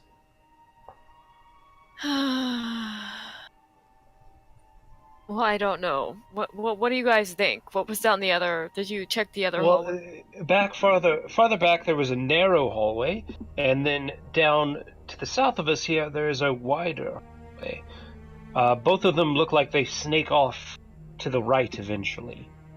It looks like possibly the smaller hallway was shorter, and the one to the south is more extensive. And then, of course, the one in front of us has a bunch of bodies. Right. Which I will shine my light down that way, and it's more bodies. It's bodies all the way down. It continues with more bodies. Goodness. I vote one of the other hallways, but what do you all think? Maybe the south? We don't have to go down that narrow hallway? Probably a safe idea, but there could be treasure down the narrow hallway. Yes, cursed treasure. I'm so excited. We don't even know if that circlet is cursed. You're being awfully prejudiced against the circlet right now. Listen, I'm just saying the last time you took something from a dead man, you had the worst luck. I think that was just a coincidence. Mm-hmm. All right. If everyone else is cool with it, Rinkaz is going to start walking down this way. I'm cool with it. And I, Jira perch up on Rinkaz's shoulder. Kind of help with scouting. There you go. All right. I'm going to stealthily scout out this hallway, Jason. All right. Seiyun is going to come with you. Okay, then. Oh, that's a less stealthy roll than last time. That's a 12. Okay. It's a bit of an echoous hallway, so despite not really necessarily making a ton of noise, just your gear and the clinking sound of what you have with you as you step through makes a bit of noise, so... I knew I shouldn't have worn high heels today. I want to stealthily go down the hallway too, but I want to keep my hands on the hall, on the walls, just to check for any grooves. Okay. So my stealth. Well, my stealth is a 10. You feel like you're kind of stealthy, not incredibly so, but maybe good I enough. never regret wearing heels. Aesop, you look back, seeing Glace running a hand against the wall, slowly approaching. As you peer down this area, you notice at the end of a short corridor here, as you peer off to your left heading down the hallway, that you see a small alcove holding about a 3-foot tall stone pedestal. And on top of it rests a small silver coffer. Ooh! 15 feet in front of the alcove, there is a single small step in the stone floor. Inside the alcove, you notice that the floor is elevated about like an additional 2 feet. kind of right about there where you see the step up. I think there's treasure here. Oh, great. I mean, if somebody else wants to go investigate instead of me, by all means. But I'm going to go check out that treasure. These wings aren't going to pay for themselves, you know. Well, can we check? Yeah. Can what about using Jira to scout ahead? Ooh, yeah, do that. Can Jira kind of hover his way over Sure. to that area while I share senses with him? Sun Kong watches as Nvidi's eyes glow with a bright radiance, shifting your view from your body, Nvidia, over to Jira's. He leaps from Rinkaz's body shoulder and levitates through the air, shifting over close to the silver coffer that sits on this raised pedestal. Yeah, I'm in range. Make Can no I- issues. Can I make a perception check with Jira to see what's on the pedestal? It looks like a silver coffer that could potentially be opened. It doesn't look locked. Do we want to try to open that? Yes. Sure. Rat, get this. Is Jira gonna open it? Yeah, Jira's skilled enough to Oh, what a handle brave something little like that. Okay, so can I have Jira try to nose open the coffer? Yeah, Jira lands. There's not a whole lot of room on the pedestal with a coffer on it, but Jira's able to sort of run 2 feet on the side while still slightly levitating and pushing open the coffer. As you are in the senses of Jira, there's a bit of weight to the coffer. You probably get the sense that it weighs a couple pounds. Its looks are slightly deceiving. As you push the top open, though, please make me a 1d20 roll.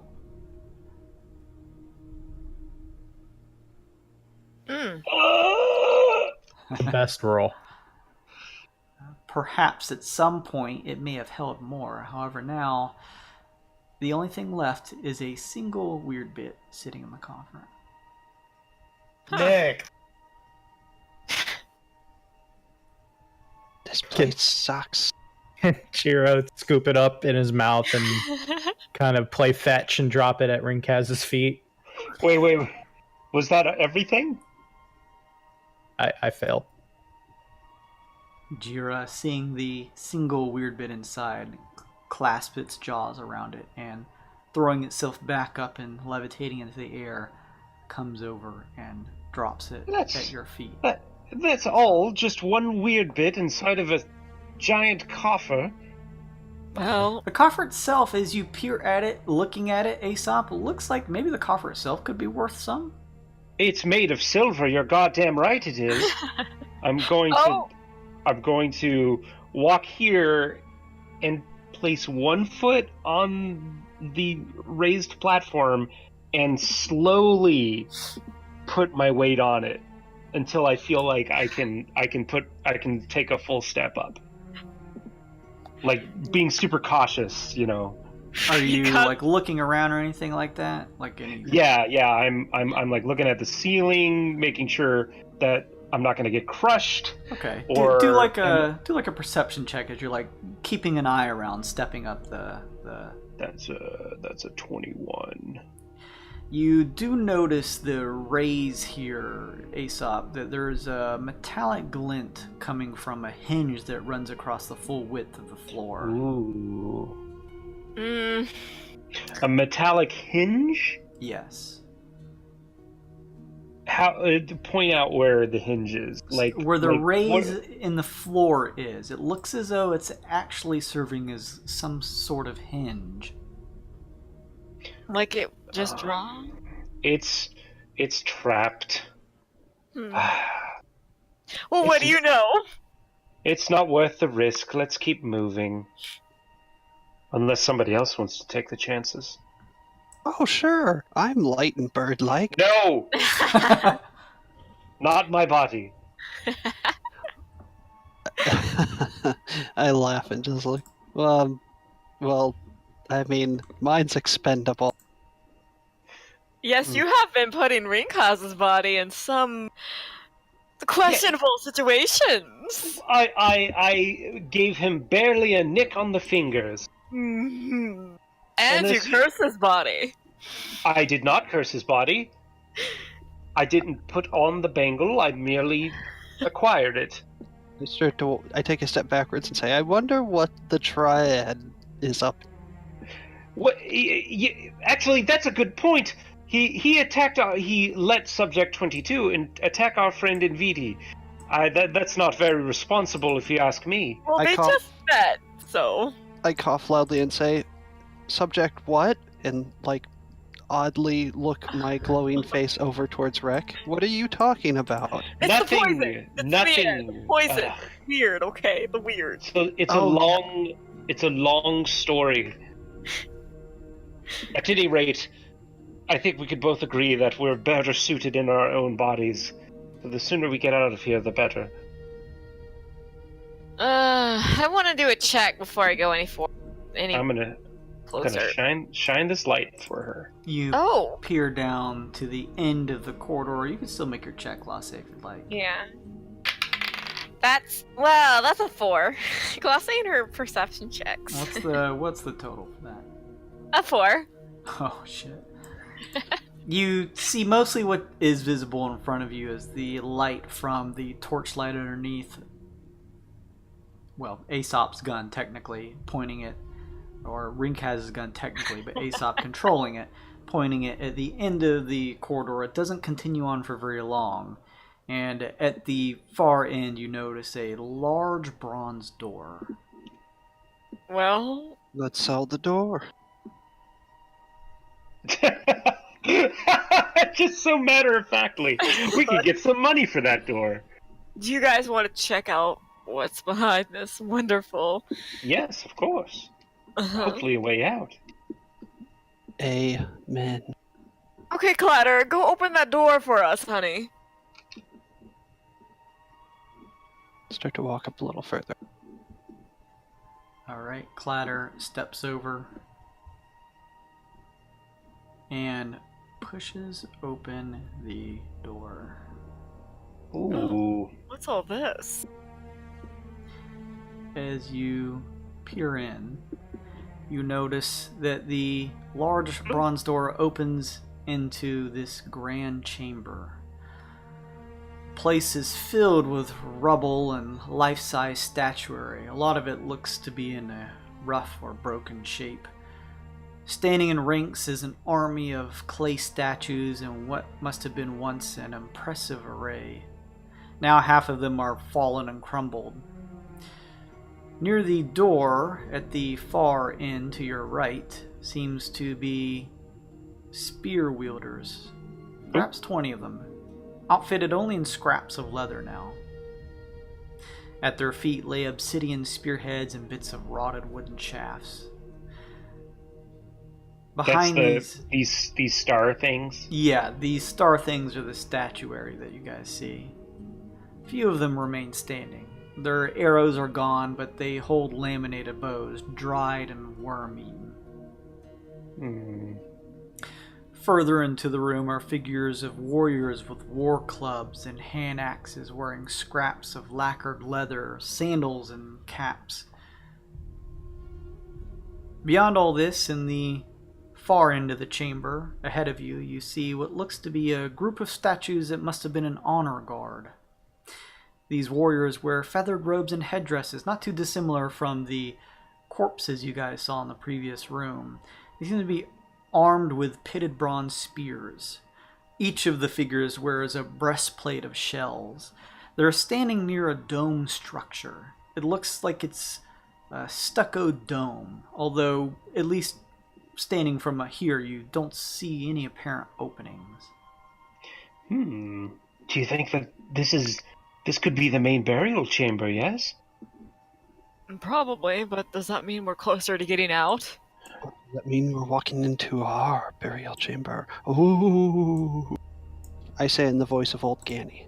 I want to just make sure the door doesn't close. Yeah, Stefan.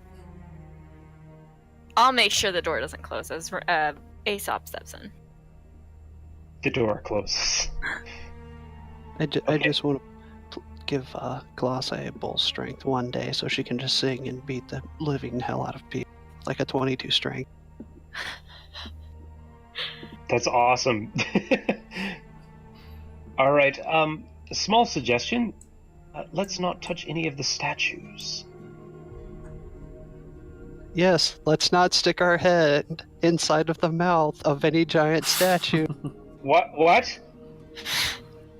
Oh, there's a door to the north as well. Oh, good! More But, doors. That's what look, we want. I mean, we should check out that big old structure at the far end of the room. I'm sure it's not keeping any dead kings or queens in there. I mean, think about it. Think about the footage that Rep could get. I readied the fire rapier. We're slowly dying. We are. That's why we must hurry and get to the center of the room before leaving through the north door. Ugh. I'm gonna very carefully try to move through here without touching any of the statues. Okay, you shift between the statues, kind of taking a look at the detail and their craftsmanship as you make your way through the room. Gosh, they're so lifelike. It's like they're almost breathing. Don't say that! Could I pull my dragon hood down and just detect magic again, please? As we're already... Nice. You are all surrounded with necromancy. I really don't have a good feeling about this room.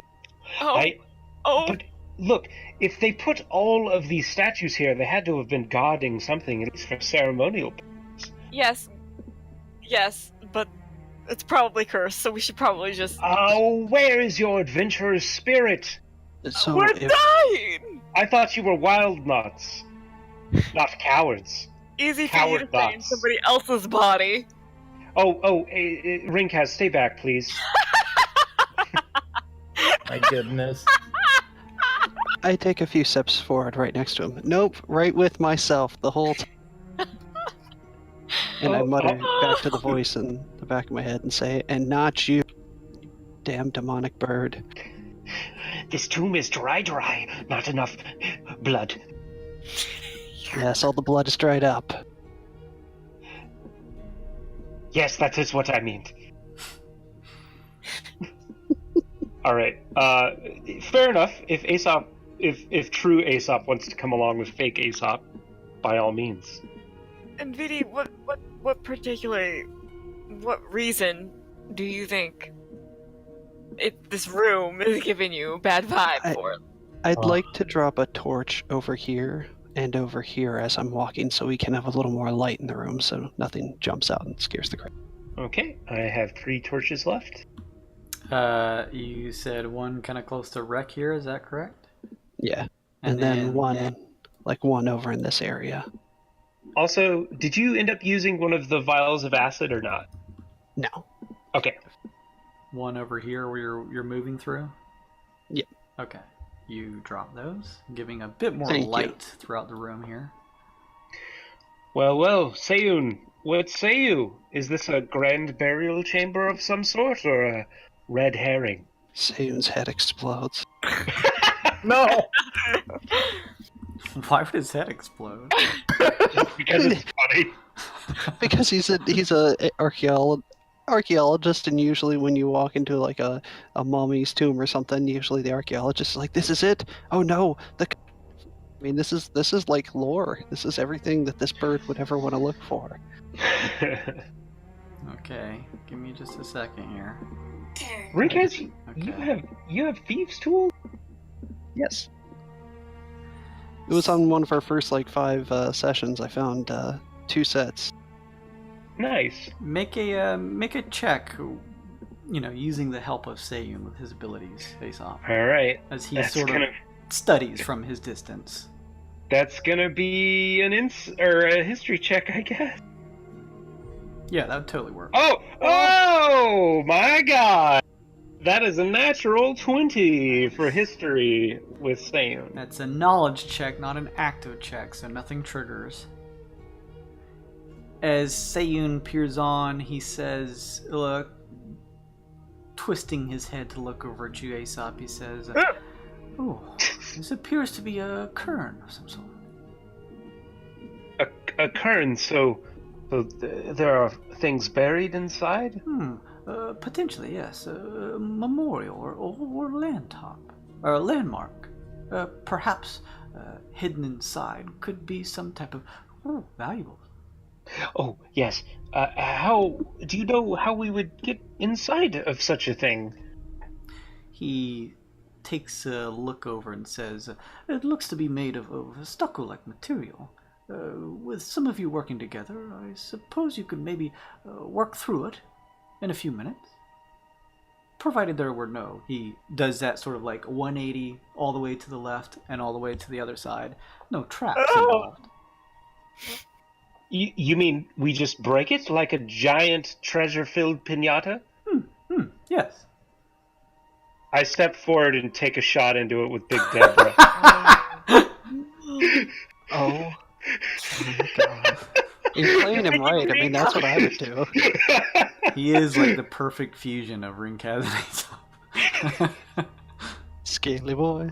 Alright, make me, just for fun, an attack roll, please. Well, it's a good thing I get advantage when I'm adjacent to something. That is 26. Alright, go ahead and again, for fun, see how much damage you do. Okay. Yeah. Loot pinata.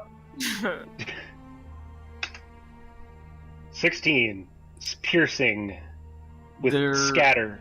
I don't know what that does. is but a it has loud blast scatter. that reverberates through the room. I give up. True to what Seiyun was mentioning, it seems that the dome was in this material of weak construction, and your blast blows a heavy hole through within. It's dark inside, but I would assume you sort of switch over to your torchlight and peer in. Yeah, absolutely. The hole you blew doesn't like blow the whole half of it out, but it does blow a large hole, enough for like a medium-sized creature to enter. So we'll say like the 10 feet here at the top of it here, these two spaces are kind of blown in where you could enter. The bits at the sides are definitely chipped away and cracked, as with more time you could work off more of it. However, kind of just peering in from here, you do notice inside that on the ground seems to be 6 sets of what looks like just bones, but there's also kind of scattered among them what look like 5 or 6 jade bead pectorals worth. Pectorals? Yes, that's what it says. Jade beads. Okay, 6 sets of jade beads. You also notice in sort of the far dusty corner is a pendant made of silver and turquoise. Oh. Bet it's not cursed. In the center of the dome-like area, just as the last thing, you notice that there is a bronze lamp set in the stucco. No. Oh, like a genie lamp, like an oil lamp? That's what it looks like. Shoot again at the lamp. Shoot the lamp. Hold on. So first of all, I guess we have to ask who is going inside of the crypt. I mean, I would like to go in, but it's your body, Rinkaz, so I would ask your permission first. Only if you were smaller, and less scaled, and more feathered. Well, God told us any medium-sized creature could fit inside, but I suppose fair is fair if you'd like to go in on your own. They're kind of where both of you are standing. As the rest of you kind of look on from more towards the center of the room, you notice Aesop and Rinkaz, in their switched bodies respectively, kind of peering into a 10-foot wide blasted opening at the northern end. So both of you could, not only can peer in from here, could both potentially enter in together should you so choose. You notice that as you guys would enter in, the rest of the party wouldn't be able to see you because the wall on this side is still maintained. All right, we see treasure. We're going inside to get it. We yell at the rest of the party. I hear blasting open a crypt and going inside is like 700 years bad luck. Look, when Sun Kong and I took the money from the dead guy on that one adventure, everything ended up fine. Uh-huh. You're being superstitious. I walk inside. You step inside. And invite Aesop to come along with me. It's relatively dusty in here as things continue to settle from the blast. I begin picking up the beads. You see the 6 jade beads scattered amongst the sets of... I mean, these bones, a lot of them are chipped and have some age to them. You don't, just without even needing to make a check, get the sense that they're pretty worthless bones. But you do kind of pick out the sort of vibrant jade beads, despite their age, still have a vibrancy to them. Perhaps worth some gold. Excellent. And the silver and turquoise amulet? The silver and turquoise amulet is at the far end, at the south. Is the bronze lamp closer? Yeah, the bronze lamp sits in the middle. All right. Aesop was smart enough to have heard tales of genies coming from lamps, so he very carefully picks up the lamp and places it inside the bag of holding and doesn't do anything else with it. Okay, so you step over, grab the lamp. As you pick up the lamp, there is a shift in the ground next to you. And you see the stucco floor shift down into darkness. Behind you, you notice this happening, as well as at the far end, close to the turquoise pendant. Shifting up, you also see 2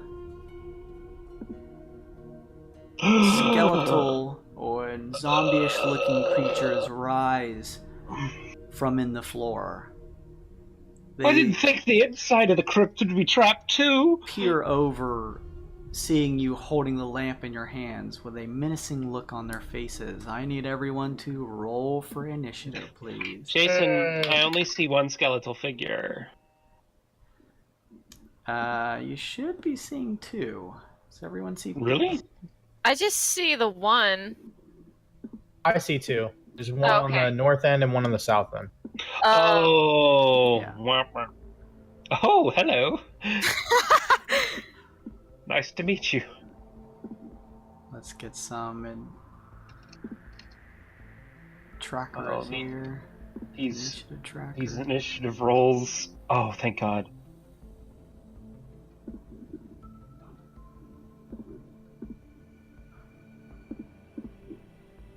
I ain't fucking with these guys. I'm gonna use my other Big Dapper shot on this motherfucker. Oh, fuck. Let me know once you guys are ready. Ready, steady. Alright, let's go descending. Watching the platform that they must be standing on raised to reveal the figures, Aesop gives you sort of that moment to react first. You are up. Oh, sick. I just unload into this guy's chest with Big Deborah. Fair enough, okay. Blammo, that's gonna be a 25 to hit. That's gonna hit. Alright. 3d4 plus 8. So it'll be 13 piercing damage. Okay. And I believe... Quick draw! Cool. I quick draw into my energy rifle rather than reloading Big Deborah, and then take a shot with my energy rifle. As your blast hits, you notice that the desiccated and decayed form of this undeadish looking creature is thrown back by your blast, but it doesn't seem to necessarily affect it as a similarly fully alive being would. It seems to have some resistance to it. Its undead form resilient to your blast. Okay, well, maybe he likes a big old face full of energy pistol, or energy rifle, blam. I'm sorry, I rolled a 20 in the weird, everyone. We will allow you to do your crit damage. However, first, goddamn right. The weird triggers. Please make me a D10,000 roll. You know what? I'm gonna take the crit card, Jason. I mean, that's not a bad idea. You can't take the card and the weird. No card. Oh, really? No card. No. Crit cards and crit fail cards are kind of worked out and superseded by the weird effects here.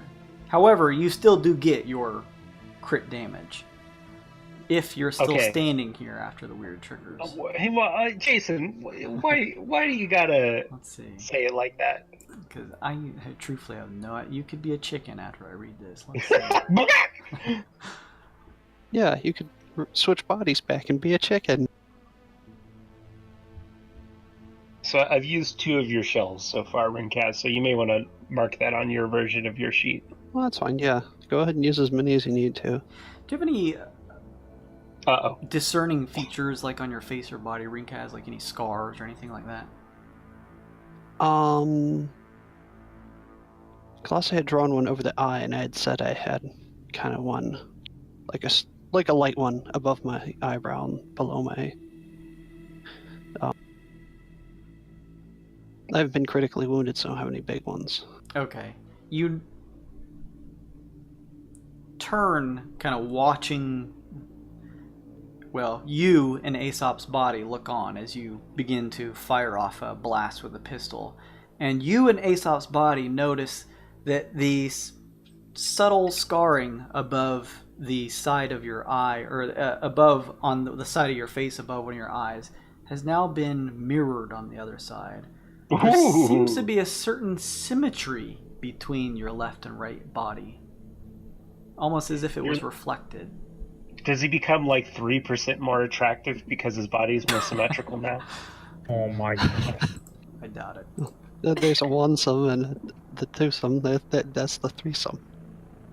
Well, here comes the crit damage. Yeah, with that, the crit damage. 17. Alright.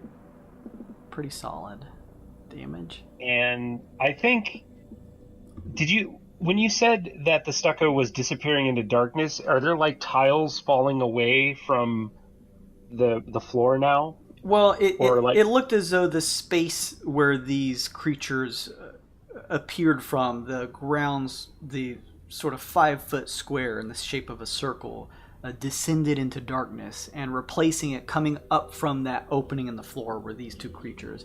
It seems that shifting up was some type of like stucco flooring that kind of pushed up. So now the floor is closing. There's nothing else falling.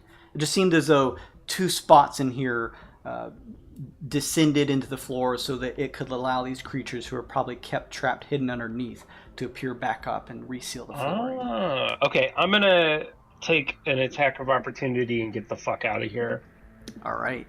5, 10. The one close to you is going to attempt to draw a long sword from its back and strike you with it. It grips it with 2 hands. That's not a knife. What about a 15 versus AC? That is a miss. It catches the side of the stucco blasted entrance that you created, kind of chipping away more of the stucco, missing you. Okay, I didn't get the amulet, but if everyone wants to run, we could probably do that. Oh, we're running! Wonderful! What'd you find down there? Nothing. Okay. Don't worry about it. 20, 25, 30. Make a perception check real quick as you're exiting that area, Aesop. It's a 10.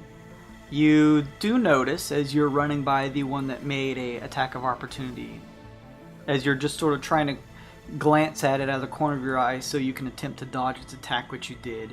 You do notice that there is a similar pendant on its neck to the one at the far end of that stucco dome, if that makes any difference. Oh, well, they okay, so there is treasure in there. There are valuable amulets made of silver and turquoise. But I'm fine leaving if everyone else is. Okay. There weren't any ghosts in there, were there? No, but I did find a bunch of jade beads, so it wasn't totally fruitless. Oops, sorry. Anything else, Aesop? No, that's definitely all of his turn. Alright, Glosse, you're up. You hear some moaning. Yep, I'm sure those necklaces are just You see normal the end of what looks like a blade catching the side of the stucco as you watch Aesop and Rinkaz's body kind of jump out saying this to you. I'm gonna use the last of my bardic inspiration and use the mantle of inspiration. Appearance. Let's see. Where This is a good ability. Word me without moving. Okay, first I'm gonna move. First, I'm sorry. 5 and. You could also move, do something, and then continue moving, by the way, if it helps. I don't know if it helps or not. I'll move there, and then I'll use my mantle of inspiration, and everybody around me will gain 2d8 temporary hit points. So Sick! With first.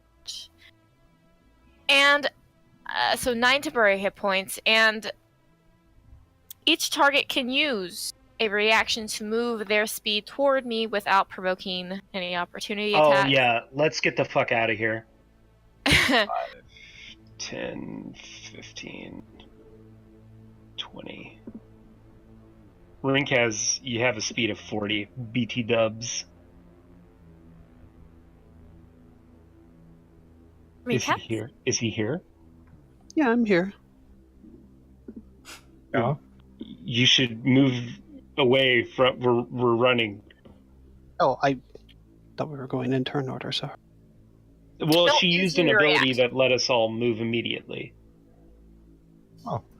And that was a bonus. As an action, I will...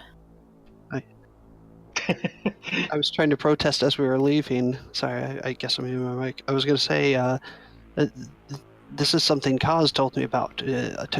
His people buried people in tombs and stuff. He told me about this.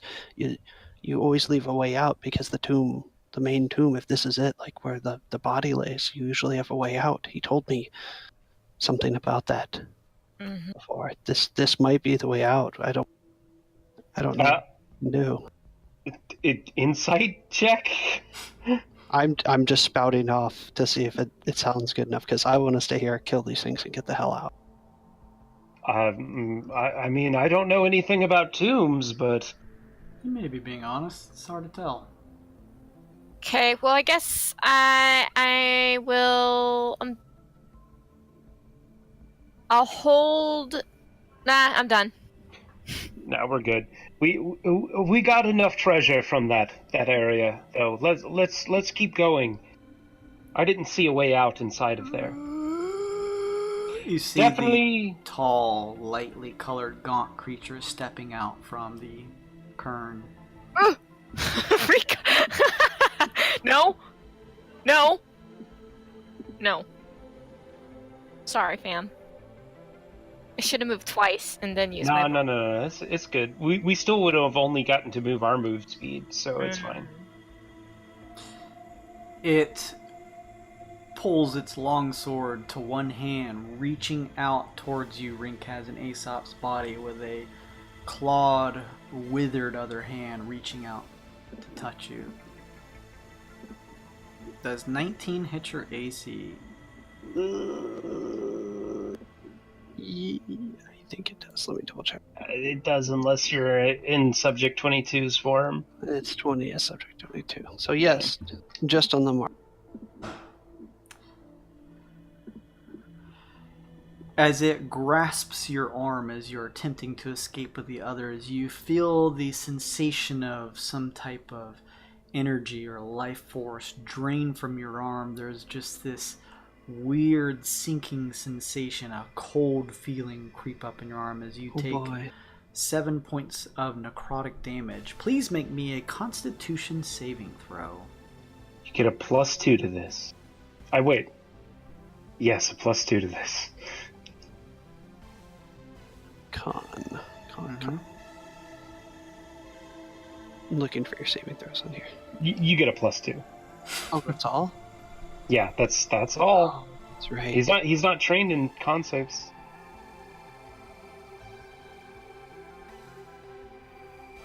Oh. You got any rerolls for inspiration on your inspiration card? I mean, I guess it's too late for that. Yeah. You take the 7 points I said of necrotic damage. Yeah. You feel as though that was siphoned from your body, pulled from your being by this undead creature, and your hit point maximum is reduced by 7 points. Ooh, that's extra bad for Aesop. Ooh. It then goes to swing at you with the other hand holding the longsword, and wildly misses, catching one of the statues nearby, nearly knocking it over as pieces of it crack and fall nearby. With that, you, Rinkaz and Aesop's body, are up.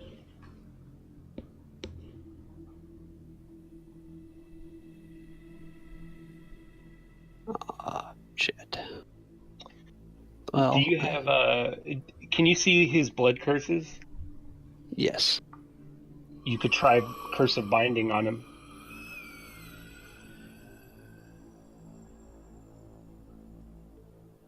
That's a good idea. Are we just going to try and run out of this room? I think so.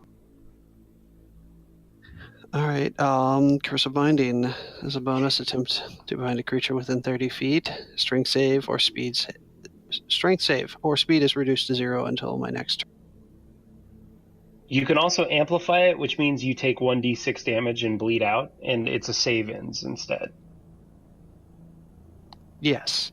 So what would the total be? The DC? Yes. 16. He has to make a DC 16 strength save as Aesop tries to freeze the dried blood in his veins. And I take a d6 worth of damage? You take a d6 worth of damage, yes. Okay, you want him to make a saving throw then? Yes. Yeah, that's just a bonus action too. Okay. He attempts to make the save and fails, getting 10. Woo! Alright, he'll be in place for... We can use this opportunity to run. Target saves at the end of each of its own turns. What's his movement speed is? 30? 40, that's right. That's what you said before, sorry.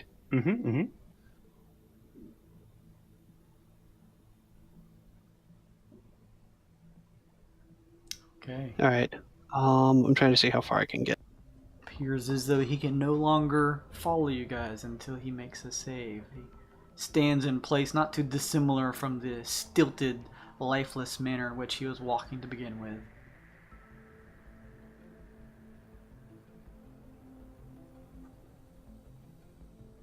That's 8. That's 40 feet. Okay. Anything else, Rinkaz, in Aesop's body? I laugh as a Noki and say, "Fuck this." Getting some mileage out of my mimicry, are we? Kenku are my favorite race in the game. They're pretty great. Alright, with that then, it is Sun Kong's turn. Yes, it is. So we're running. Yeah, to the north. There's a door in the north. Hong Kong is going to acrobatically hop, doing show-like flips and backflips.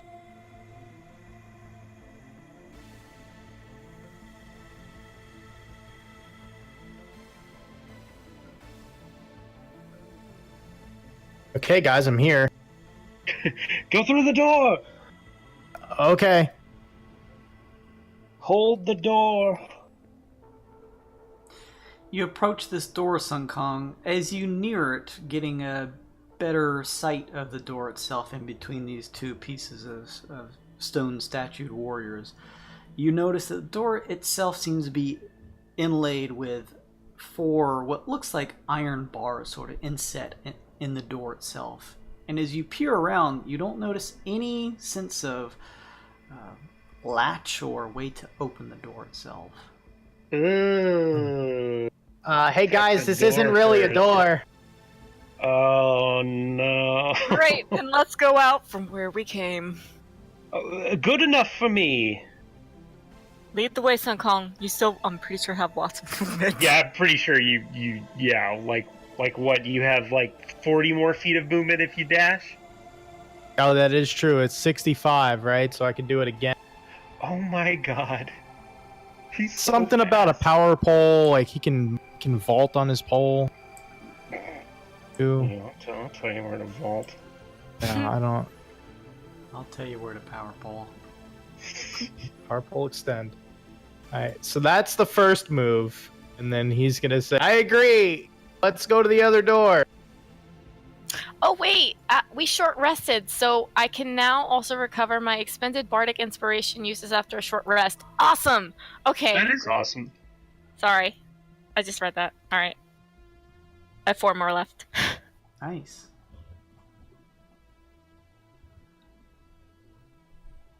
I think that's about right.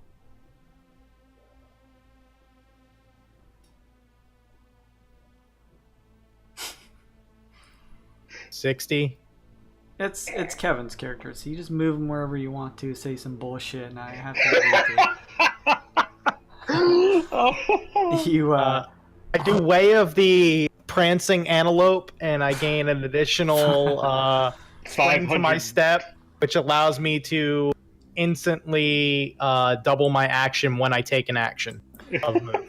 You guys watch as Sun Kong bounds over the statuary in the room, quickly noticing that the door up top doesn't seem or appear to have any easy way to open or push through, and you guys realize it may be a better idea to retrace your steps back the way you came as Sun Kong darts back to the opening. Anything else, Sun Kong? Believe that is going to be it for Sun Kong. Okay, well then we move on to NVD. All right, then. I'm going to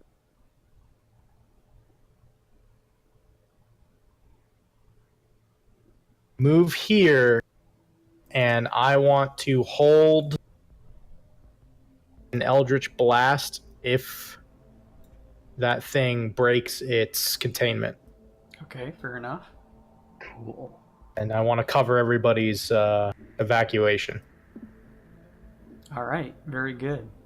You ready a radiant light in a palm to fire out a blast should the undead creature break free from its restraints and continue forward. In the meantime, the other one begins to move.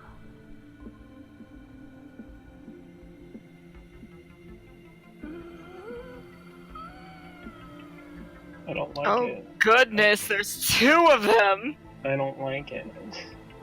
Oh yes, I didn't mention, but there's 2 of them. I hope you learned a valuable lesson today. Nope. Yeah, there was many valuable things to be had here. So it was a valuable Ew! lesson. Oh, damn. It Damn. reaches up to you, Glace, and you, Aesop. However, it used its action to double move to get there. Oh, Ooh. no. It's slow and slumbering, but it focuses on moving instead of attacking. Is able to kind of make up the ground, though it can't attack now. With that, Jira is up. Jira is going to make Jira things happen and go towards the exit. Jira decides to get the fuck out of here and levitates towards Sun Kong. With that, we roll back up to the top. Aesop and Kaz's body, you're up. Okay. Restrained white behind you, but also an active one. Yep. What does it take to reload? Is it an action? I believe it is an action to reload. Big Daddy. Rincaz. It's just like reloading. Big Deborah takes around, but the rifles are just the rifle and the pistol are just like a bow and arrow. Oh, okay, but Big Deborah takes around. Okay. Yeah, that takes it. I'm gonna fire 2 shots into this motherfucker right here. All right. Seems that's a misfire. Wait, which Wow. gun? On the rifle. For fuck's sake. still Oh, not. you can't fire. Oh, go ahead. I was gonna say you can't fire it yet. It has to be repaired first. Oh. Wait, I thought it was just jammed. No, you had to take one action. A D8, or it's an 8 plus. Oh, I said whatever this I fire- did that. I said I did that after the spiders. Oh, okay. I didn't know I had to roll it would though. make sense for you to spend the time to do it. However, Okay. mid-combat here, still not fully used to the weapons that Rincaz uses, Aesop, you quickly pull the laser pistol, pointing it towards the undead creature in front of you, and hear a sizzle as it appears Oh, as for though the gun jammed. fuck's sake! I'm gonna quick draw to my last loaded, non-jammed weapon, the pistol, and take another shot. All right. For fuck's sake, that one jams too! Would you not do this by me all the time? This is really stressful already. Alright, so now my last weapon, the pistol, is jammed. As you hear the weapon of the sizzle, the pistol jam, please roll me a D10,000. Oh my god, I'm so bad at Red Kaz. I hate it. I've got a rapier. But it's not a gun. This is... You instantly reload and unjam all of your... Could you please make that happen? Can you please roll me a D12? Oh my god. Whoa. 7. Glosse, Seven you weird look ones. over and see Aesop and Rincaz's body, the 2 nostrils on the end of his reptilian nose, blood begins to slowly pour out. Oh, dude, I just got a nosebleed. Just give me an aneurysm. Are you okay? I'm so frustrated. I don't know how guns work. I thought they were easy, but they're not. They're not easy, Glosse. However, yes, the pistol does jam. I'm gonna use a bonus action to bite the white. Oh, Like shit. that white- Oh my gosh. Okay. It's a 4. Or no, that's a 18 to hit. That is gonna hit. All right. Oh. I'm so pissed off. I'm just biting it now. It's gonna be 6 piercing damage. All Gain right. that back. Or do I gain that or my Constitution saving throw or my con mod? Hungry Jaws bonus action. Gain temporary HP equal to Constitution modifier. Okay, yeah. So I get 3 for that. Oh, but we already have temporary hit points, so it doesn't matter. I just bit it for no reason. Wow, I'm really nailing Rincaz. Okay, I'm just gonna run. I'll take the attack of opportunity. I don't give a shit. If you want to stick around, we can just walk through a door, honey. Well, I mean, Run. we have this thing right in front of us. The flesh is soft and rubbery and tastes disgusting as you bite into Yeah. it. It attempts to strike you with its longsword as you make your escape, wildly missing catching Good. more of the statuary nearby. 15, 20. So that's 20, 25, and 30 right beside Tengiku. And I'm done. All right, Glosse. I'm gonna just disengage. Get the fuck out of there! It reaches a hand towards you, but you quickly lower yourself to the ground and spin around. Are your moats still active or no? How long does that last? I'm sure that was only during that encounter. But it's Yeah, it doesn't say how. It's like a distracting beauty adds charisma for 1 minute. So Okay.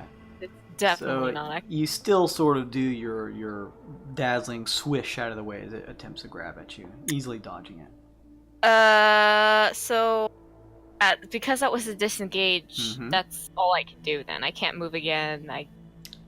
That takes your action to disengage, but if you have any other bonus actions or anything like that, you could still. Can I use my movement? Or was that my action and movement? That takes, Disengage. Yeah. takes Sorry, the go place of your action, or you But I'll use your move. action to disengage. Okay, So then it's I'm like- gonna move. Yeah, so it's like, okay, I can't attack this round, Well, but I'm certainly not gonna get it. disengage I'm doesn't done. move you. I'm done. I don't know. We're fine. I'm done. So did you move your full movement? Just to make sure? Looks like you got 10 more feet of movement if you have 30 move speed. It's 5 feet. Oh, One more. There you go. There you go. Alright. The original undead creature, I believe, can't move and needs to make a save at the end of its turn, is that correct? Mm-hmm. Yep.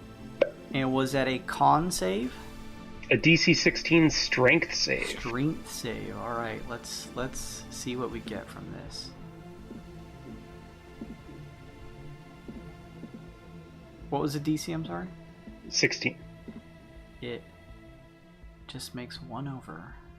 Oh, fuck! Okay, well, at least However, you can't move this turn. That was its turn. You watch as the calves and leg movements of the one that you put a stop to, Rinkaz, begins to shift and move again. Does Nvidi get his held action? And That would trigger Nvidi's held action as you ready your palm to fire a blast its way, Nvidi, triggering your attack. with kitty cannon. I heard a kitty cat. Yeah, my cat's hungry. Alright, so I readied Eldritch Blast. Do I get both of them? Or just one? Well, you readied it for the one, so what does Eldritch Blast do? Is it just a single blast out to hit a creature? Eldritch Blast is a spell attack beam, 1d10 force. Beams can be combined or split. So it shoots 2 beams. If it's part of the spell, I think you get the whole thing. Yeah, so the way it would work is you wanted your Eldritch I only Blast. wanted to target that one. Yeah, was but I asked so for. your trigger was, if this creature begins moving again, I want to use Eldritch Blast. So now you can use the full spell. So now, if you still want to separate the damage, you can do so.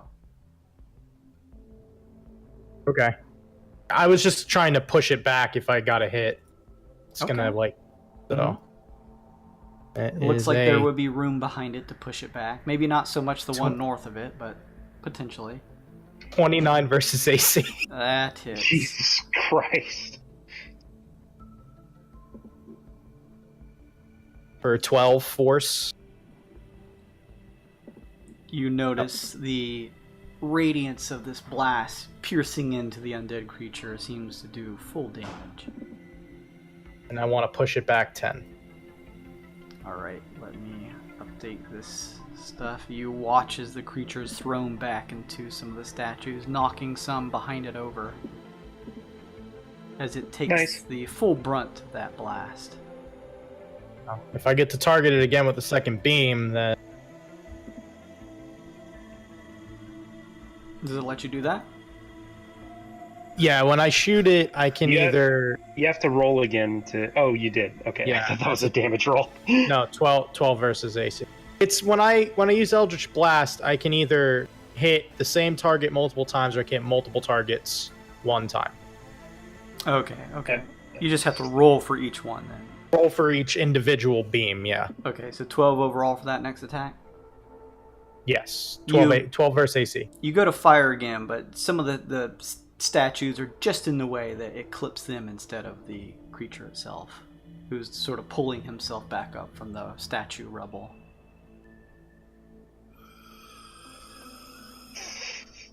I don't like these guys. Guys, these things they're advancing on us. We need to run faster. With that, Agreed. since that was a Agreed. trigger, it is Rinkaz and Aesop's body's turn. Neat. I guess, do the statues provide cover at all? Oh, what am I saying? I reload Big Deborah. Well, it's Rinkaz's turn, who's in your body. Oh, different guy. I was gonna say, on your next turn though, drop a trap on the ground. I have a few of those. Oh, that's a really good idea. It does look as though if you were to try to hit them with something while some of this statue work was in the way, that it would provide them some partial cover. Okay, good to know. But it's other Aesop. Yes, yeah.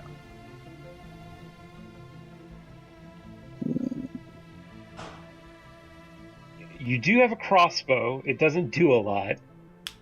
You also could just do curse again. There's only one more use of curse, so you have to make some, weigh if it's worth it or not. Yeah, we're almost out. I think we can get out. Cool. I'm looking at your items, see if you had anything. That's why I keep just tons of random shit that I can throw in case and stuff like this. That's why. I like these hunting traps. It's my favorite thing to do. Run and gun, throw stuff down. I think I'm just going to take a double movement and get the hell out of here. That's 80 feet, buddy. Seems to be the general consensus among your party mates. I would assume, even though he's an ally, getting through here and the door would count kind of like as a double movement, just squeezing through. 5, 10, 15, 20. I think you could just move through people. They're not difficult terrain. Yeah, you can move. You just can't end your movement on their space. There you go. That's the base, and now I'm going to continue up the hall. And technically these companions don't count. You just move them out of the way if you want to move on their space. Anything else from you, Rinkaz, as you move over into the hallway? No, I pull out the rapier and I look down the hall just in case anything else is coming down here and ready myself. Okay, you don't notice anything. It's pretty quiet over here. With that, it is Sun Kong's turn. Great. So Sun Kong is going to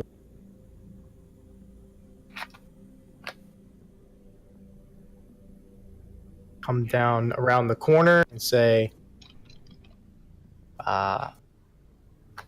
hey, Aesop, do I need to run ahead? I can't tell who's asking. Bird Charlie, Aesop. just don't run too far, where if there's more ghost babies where we can't see you. At least that's what I would recommend. Okay, look for ghost babies. Got it. Oh, well, he's gone. Sun Kong is dead. Rinkaz, he thinks you're Aesop. Oh. So Sun Kong is doing backflips, just mumbling in his head, look for ghost babies, look for ghost babies. No. Look, he's on his own. You could kill him and no one would know. I think that's as far as he can move with double action. I'm assuming Sun Kong would do that. I don't know. I'm sorry, Kev. He dies. No. Where is Aesop's body at? Keeps running. It's around the corner. Oh, okay. Yeah, they both took the fuck off. With that, it is Invidi's turn. Looks like most Get the fuck out of there! Yeah. Vamoose. Vidi's gonna try to do some more suppressing fire Don't be a hero. with Eldritch Blasts. Fire an Eldritch Blast at each one of these before moving out of the room. Alright. So I want the first one to target this front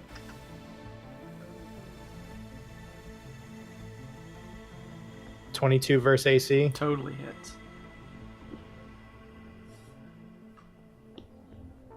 for 13 damage force.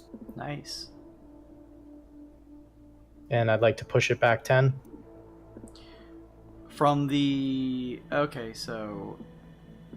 Anything happen if they interact or are pushed into another creature or anything like that?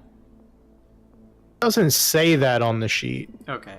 Just says it pushes it back 10 feet from the point of damage. Gotcha. So you watch as one of the undead creatures is thrown back by your blast, almost into the arms of the other as it's pulling itself up from your previous blast. They both kind of stand up. Actual wording is I can have creatures hit by my Eldritch Blast cantrip pushed 10 feet away from me. Gotcha. That's how I'm from kind of the angle of your blast pushing them. Yeah, So he's thrown just in back. a direct line. And then the second blast is going to come for the guy in the back. Yep. For 15 versus AC. That hits. For 12 force damage. Nice. Okay. You watch as, again, it is nearly thrown into the collection of statues behind it.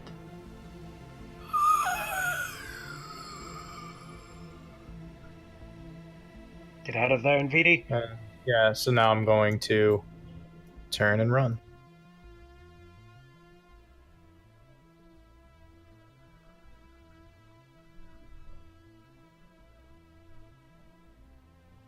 $30. All right. And I guess Jashini is going to be right there. It is the other undead creature's turn.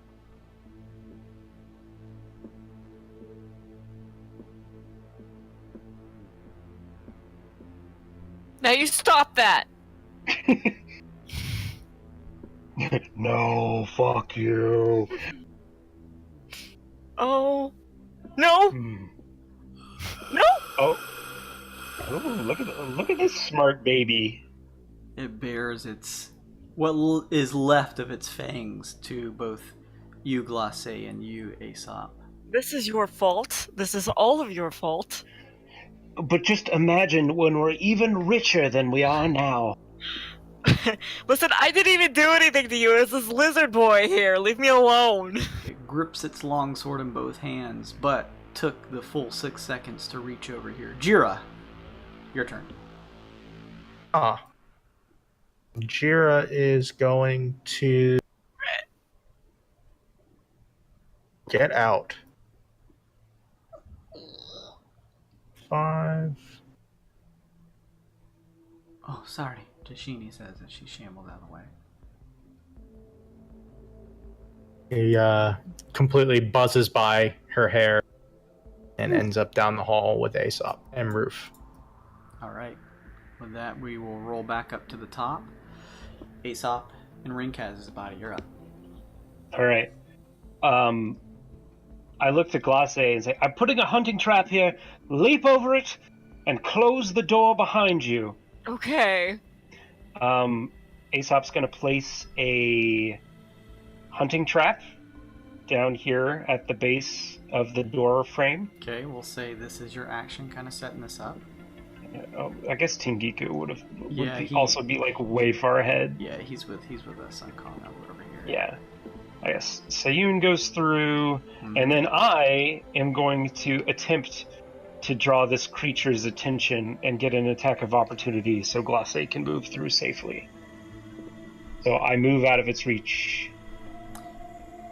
It, gripping its long sword in both hands, attempts to slash your way as you move out of its way. Does a 14 hit your AC?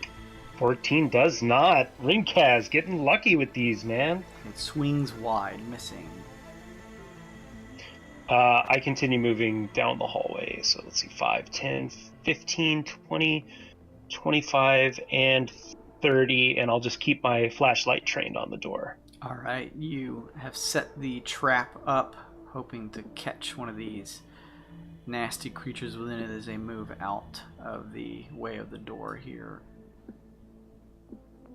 All this there, and then with that, Glace, you're up. You don't have to disengage because he already attacked me. So he can't attack you if you move out of his range. Okay. That's good. As I want to do a bonus action for a. Ooh. I use Mantle of Inspiration and draw everyone back into the room. I use a Mantle of Majesty and take an unearthly appearance of beauty for 1 minute. During this time, I can cast Command without using a spell slot. Oh. So I'm gonna look at him and tell him to get out of my face, and command him to flee. And he's got to make a DC saving throw, Wisdom 7. Let me double check. 17. DC saving throw 17. I forgot about the damn gem and the gun. You could have probably tried to control one of them.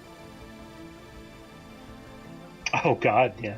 It looks to you, Glace, with a menacing look on its face as if to attack. It appears as though that did not seem to work on it this turn. Okay. They might be immune to charm if they're undead. I don't know. This is Luke talking, not Aesop. Aesop doesn't know. Knowledge checks are free. You know what? No, I don't fucking care. 5, 10. Please make me... Okay. Where am I? Where's my fucking token? Oh, here it is. Nope, that's still not my token. Please Okay. make me a dexterity acrobatics check. Okay. Or a strength athletics check to vault over. Acrobatics check is... Where's my... Okay, 22. Oh, damn. Yes, you easily vault over the trap. Cool. 20. Wait, 5, 10, 15, 20, 25, 30, 35, 30. Okay. I guess I'll use my action. Clatter begins to follow you, about to step on the trap. Oh no!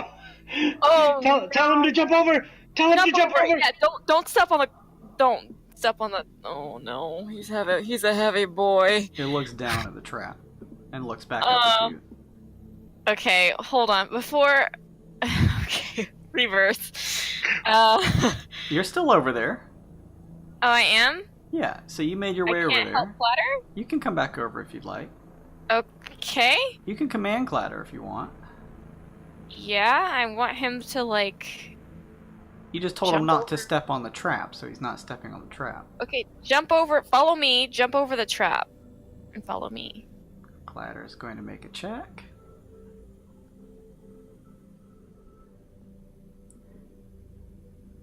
The ground vibrates next to you, Nvidi, as Clatter in Oh god. full suit of steel armor lands next to you, Boom! keeping its composure as it kind of pushes by, continuing to follow Glace. Oh, I tell him, is it too late to tell him to shut the door? No, it's not. He will turn and make a... Well, it will turn and make a strength check. Oh, we need something to jam the door now. Tell Clatter to be like a door stop until we figure out how to keep it closed. You heard the bird, lizard,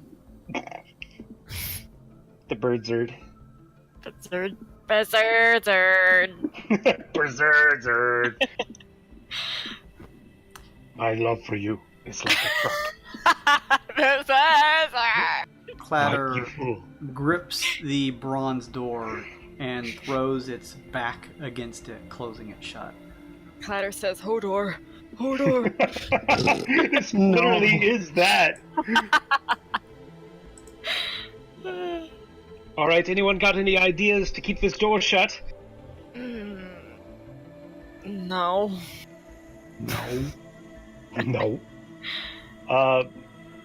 Jason, is there like a keyhole or like some kind of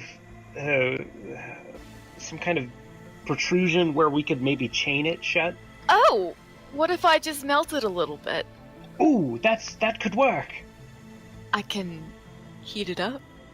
I can heat that metal. I like it. Can we try that? Let us keep going. So Okay. you move over and command Clatter. Mm-hmm. You hear on the other side of the door a loud snapping sound. Oh! Nice. Got him. As the door that Clatter has its back pushed into begins to shift a bit as there is some banging on it.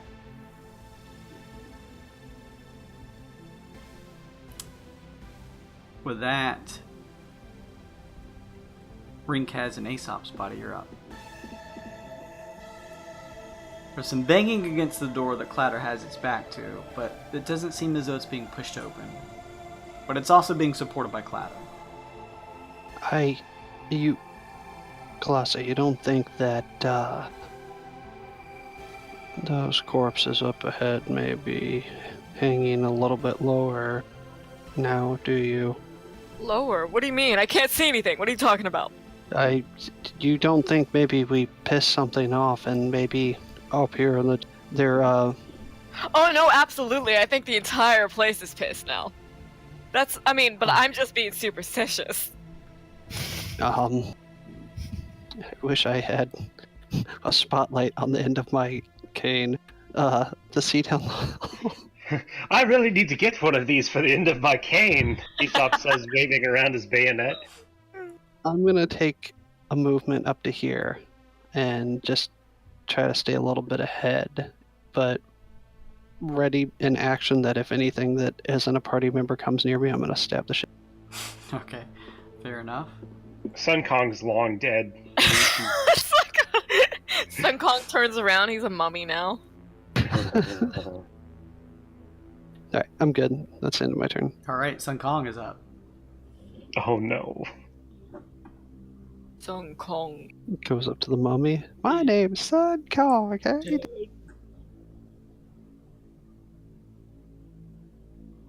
Invidi, you on mute, buddy?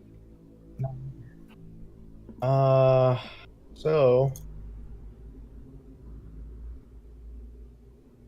one more time. Sun Kong's turn is up.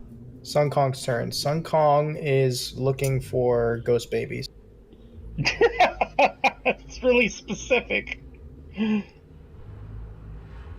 So Sun Kong is going to come to the end of the hallway and report back into the earpiece. Nope, no ghost babies here at the end of this hallway. Well, it's good to know you're still alive, Sun Kong.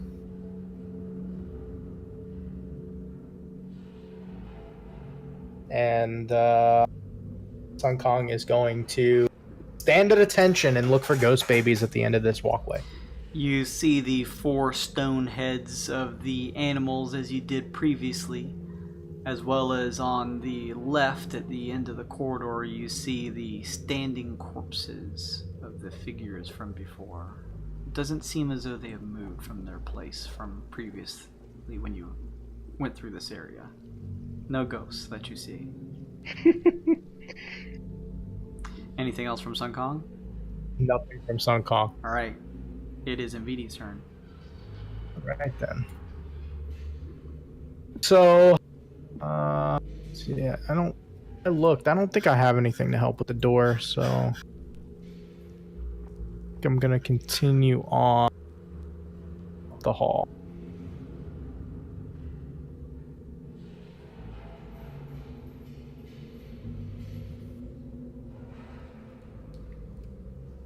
You do notice Aesop and Rinkaz's body that there is like a handle to the bronze door as well as a keyhole. Although you guys know that it was locked coming into it, but it does look like there is some stuff if you wanted to work anything. Oh, hell yeah. Invidi moves on, trying to escape with the rest of the group. Anything else from Invidi or Jira?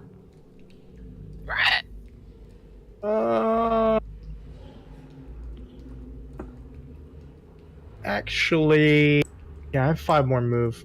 I'll go back here. Jashini here.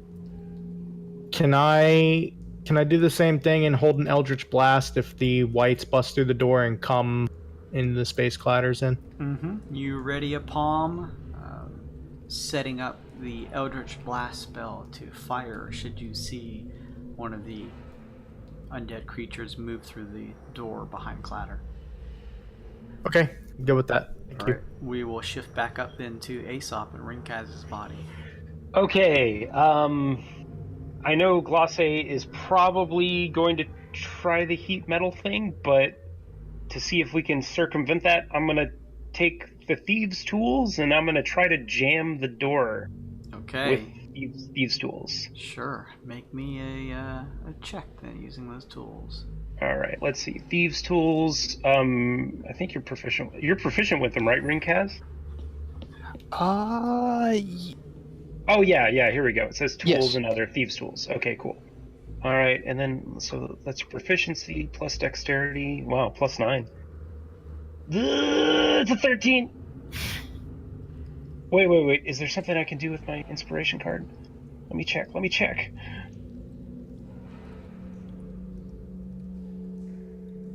No. Okay, it's 13. 13, you hear a click as though maybe you haven't fully worked the lock, but that would at least probably buy you some time to put some distance between you and the door, allowing Clatter to move away from it himself. I think that a temporary solution is probably not the best one. I like Glace's melt the door idea. Well, if you are done then, it would be Glace up next if you wanted to coordinate that. Yeah. I have some iron spikes I can, like, wedge into the hinges once the door is, like, all superheated and stuff. Well, here goes nothing. Clatter steps away from the door, heading back over to you, Glace. Yes. Thank you, Clatter. So helpful. I use heat metal on the door, and Aesop, you put those metal pieces in the door. If it's malleable enough for me to, like, jam the iron spikes into the hinges to hopefully prevent it from opening, then yes. You're able to kind of work them in there. Cool. Glace, you cast heat metal on the door. You guys all watch as the door begins to shift and change hue to a dull red and then a brighter orangish red.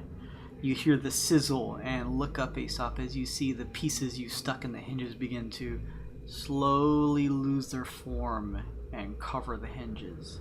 Oh, sick! You also hear on the other side a sizzling sound and yeah, get fucked. Dummy. the door takes on a light-colored reddish orange, and there is a certain heat coming from it, Aesop, as you step away from it. Whew. Well, Good I hope we thinking, don't have to go back Glace. in there. Yes. I mean, it's locked and melted now. What are the chances? Don't talk anymore. The I'll knocking behave. and slamming against the door begins to subside as you hear it a couple more times, Aesop, as well as each time a That's so stupid. before it slowly subsides. You also hear the sound of what sounds like something falling over and the grating of steel against the floor. Oh?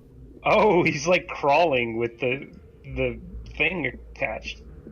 The hunting trophy, the hunting trap, whatever. We took his bracelet, we gave him an anklet. It's a fair trade. Yeah. It seems Well. as though you guys are free from this encounter with the quick And- thinking of you two. And how about that? We escaped with plenty more treasure. Wonderful. Okay, now we really should probably get out of here, though. I'm pretty satisfied with the amount of treasure we have. Do you think? I mean, which way should we go? The narrow hallway or the wider hallway with the dead guy? I think if I were designing a tomb, I would line the entrance with all sorts of spooky-looking dead soldiers. I think we should, against our better judgment, go the way with all of the dead soldiers lining the halls. Maybe Sun Kong is already there. Oh, he's dead. Almost certainly dead. What? I'm not dead. Oh, there you are. Oh, I lost Sayun. He's Sayun? dead. Oh no, did we leave Sayun in there? No, I'm here. I'm here. Oh, good, good. Whew. Thank goodness. I need to AFK for like 5 minutes because I have to pee and the cat is now clawing me because she's so hungry. Let's, as you guys kind of head back up to this hallway, let's take a quick 5-minute pee-pee break. Meow. I'll do that.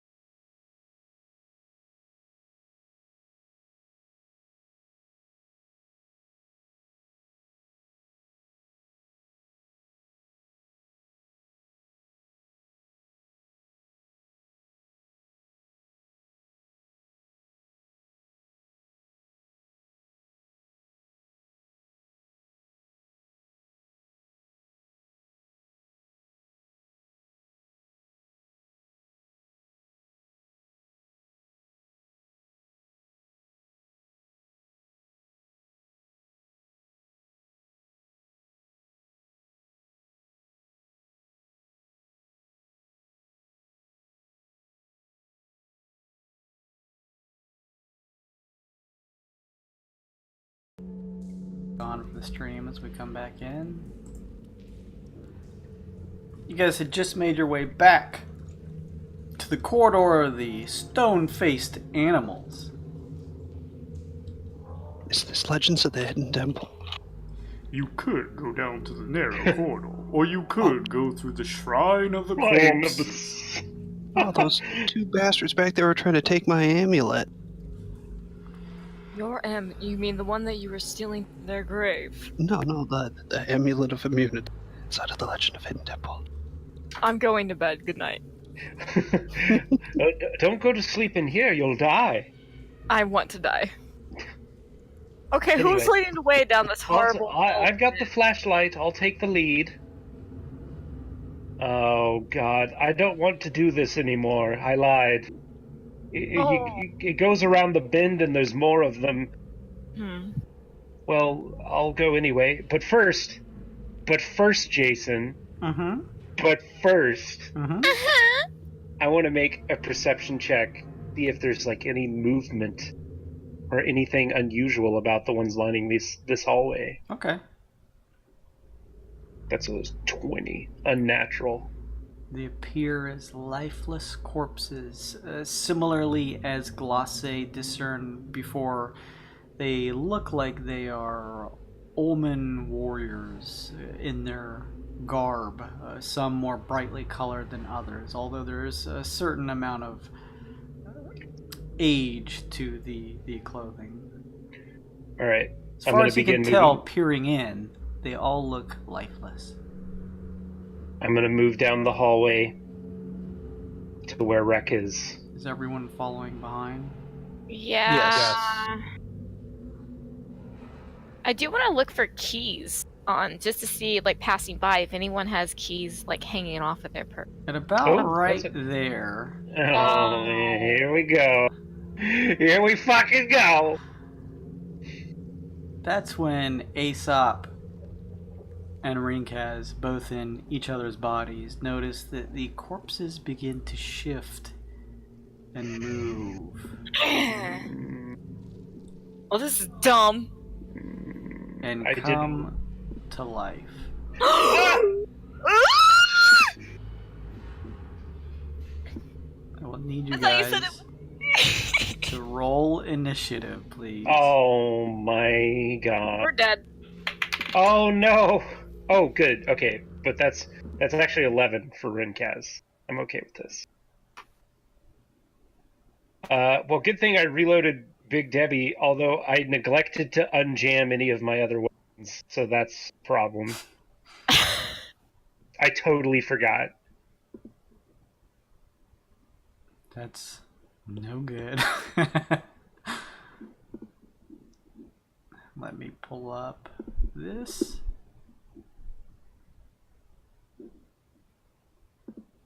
Let's remove some things from it. I'm just gonna do... No, I'm not.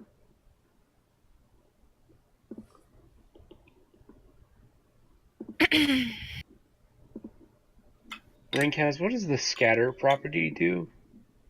Scatter. For Big Deborah.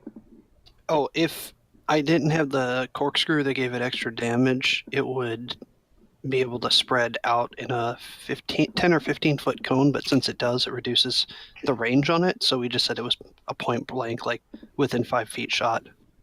Oh, okay, so it doesn't do anything then. Hang on, let's take a look. Scatter property. Yeah. Under rules, crafting consumables. I'll double check just because if I can give you any bonuses or anything. Under tinkering, Rinkaz has his own firearm tinker stuff. Let's see if there is scatter. An attack is made against each creature within a 30-foot cone. Oh, these fuckers are so dead up here. If an affected creature is adjacent to you, they suffer double damage on a hit. Oh, fuck, I hadn't been applying that before. Or what? Big Debbie. Double jam. Well, the original Big Deborah was you said it was like 15 feet, so I put a corkscrew barrel on it and increased the damage dealt by this by 1 for each dice type, so it gets an additional 3 damage, and it reduced it by half, and we rounded it to 5 instead of 10. Okay, But it still has a scatter property, right? It's a shotgun. No, because a regular shotgun, the scatter property was 30, and you had said since Big Deborah was a bigger gun, it was only supposed to be 15 feet, and I reduced that back down so I could deal extra damage. I've only been using it as a, point blank. I can't shoot any further. Oh, so it doesn't have scatter for you? Mm-mm. So it doesn't do the cone? Well, that's No, because I put the corkscrew barrel on it, so it could just literally put it on someone's face and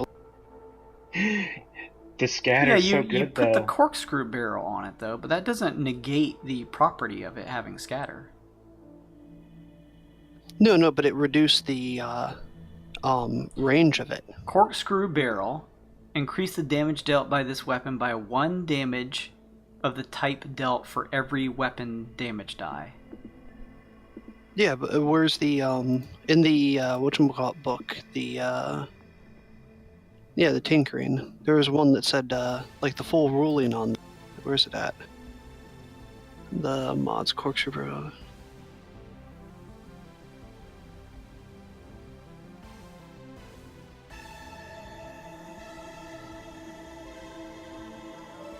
So I remember there was some reason why we were using, because I haven't used anything outside of 5 feet on it. There's something we did. I can't remember. All right, it's fine. Let's just roll with this then. It's fine. We're dying anyway. Let's go. Yeah, we can roll that later. I don't know why it would be reduced, unless there's something we did.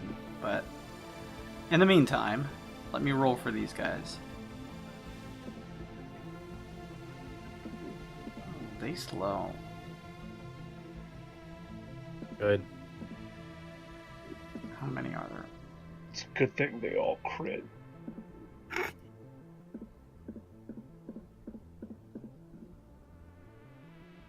Okay. Let's just go down here. You were stricken with horror as the zombie turns your brain into a bowl of porridge. Porch. Let's say it's like whatever.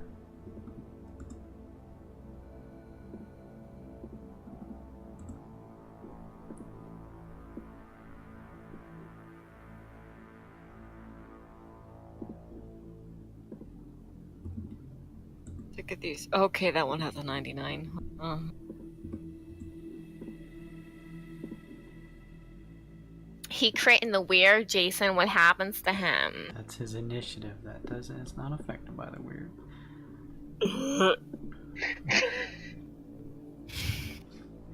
The zombie adjacent to you, Aesop, and Rinkaz's body. Oh, he did crit, son of a bitch! Attacks.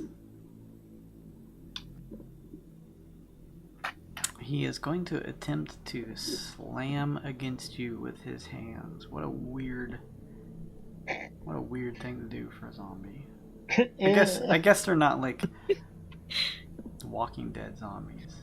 Zombie slap! It's a 21 versus AC hit. Holy shit! Yes, it does.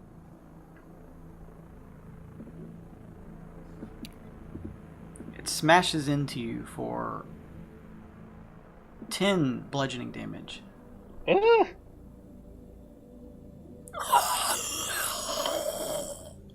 Dust pours from its mouth. Glosse, you're up. Well, I don't have any second levels or third levels left, so I'm gonna use a frenzied bolt at a 4th level, everybody. That means I get 3 bolts. That's a lot of bolts. 3 twirling bolts, motes of rainbow energy appear, Glosse. Where are you at? Oh actually? boy. I just put everybody that I control right here. Okay. So let's maybe we move Clatter over here. Okay, Clatter's holding a lot of shit. Why is he holding a regular torch? Glosse picked up a regular torch. Okay. There, Clatter goes. Gloss has a normal torch. Okay. Well, I'll just do. We'll do 1, 2, 3, I guess, and see where all these bolts go. First. Put these underneath you so we can see your icon. Okay. First bolt. Oh, that's 15. That hits. Okay. Oh god. 3d8 random type damage. 3d8. So it's gonna be Fire. 9 random fire damage on this guy. A mote of rainbow energy shifts in color as it launches from Glacé's mic staff, I'm guessing? Yeah. And turns into a scintillating ball of fire, crashing into the creature for 9 fire damage. Pieces and embers of its clothing catch flame as it smashes into it. That bolt fizzles out on him. The second bolt... Damn it! It's gonna be... It's an even, that's why I said damn it. But I'm pretty sure it hits. It's 21. Do odds Rando. bounce? Odds are the ones that bounce. Didn't you get a 15 on that other guy? I rolled... Wait, let me reread it. Hold. Sorry. If the attack roll was odd... Oh, you know what? Yeah. I guess... Yeah. It bounces. Sorry. Yeah, whatever the die roll is, if it's an odd roll, then it bounces, so just keep that in mind. Okay, wait, sorry. So if it's what's on the die, not my Correct. added bonus. Okay, then no, it doesn't bounce. Okay, just making sure. And this one's gonna fizzle out on him. So it's 13 random. This is necrotic. Oh. Great. And the third, come on, give mama... How much damage was that? 13. Okay.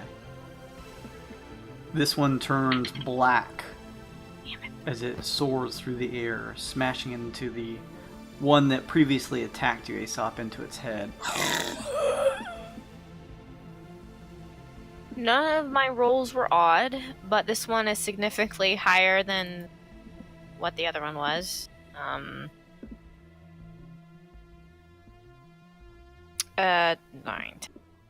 23. Oh, that hits. And it's 15. Rando. Who is being hit by this one? This one. This is fire damage again. 15 damage, nice. It blasts a fire, pierces the one above you, Aesop. Nice. Pieces of its flesh are singed away. Bonus action. It's just a bunch of ricocheting bullets going everywhere. None of them ricocheted. Ugh. I'm done. Alright, next up is another one of these undead creatures. It turns, seeing the blast from all 3 of your strikes hit its friend, Glacé, or whatever. Its tribe mates. And attempts to smash into you with its arms for 19 versus AC. Probably gonna hit me. Yeah. Fucking rolls, Jesus Christ. They're rolling high. This does a whopping 8 bludgeoning damage as it smashes into you with its rotted corpse-like arms. That one's done. Jira's up next. Jira Fuck him up, is, Jira. Yeah. Jira is going to slightly retreat away from Shambly boys and hold on back here. All right. With that, it's Sun Kong's turn. Yeah, it's my turn. I found ghost babies. Thank you, Sun Kong. Please help. So he's gonna do a forward somersault and up. Wow, that's a lot of ghost babies around the corner. He's gonna somersault forward into this square and Sun Kong is going to do Sun Kong things, so I'm going to need everyone's help. This is going to be a lot of dice that I'm not familiar with. I think he attacks 3 times by default. It might be 2, but I think it's Monk 3 weapon, punches by short default. sword, simple weapon, use dex and strength. Taking action with these, I get 1 unarmed strike as a bonus action. Ah, yes. Okay. So the way it is you get 2 attacks by default, 1 attack as a bonus action, or if you spend a key point, you get 2 attacks as a bonus action with flurry of blows. Mm-hmm. Yeah. So you get 3 or 4 attacks, depending on if you spend a key point or not.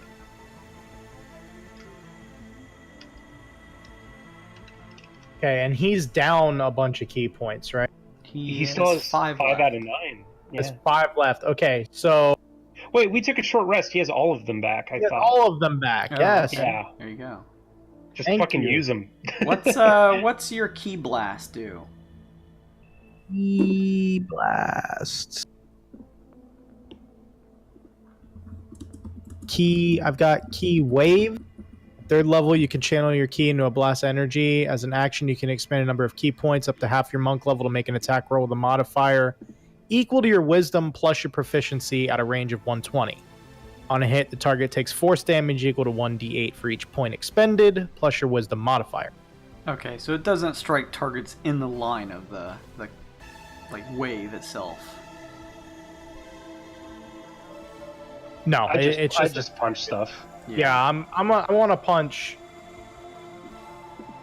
Actually, I want to punch this guy underneath Aesop. They both their attention's drawn by you yelling out "Ghost babies." Okay, so his punch is +9 to hit. Does that seem right? That sounds right. Strong. 27 versus AC. Totally hits. 1d6 plus 5 bludgeon.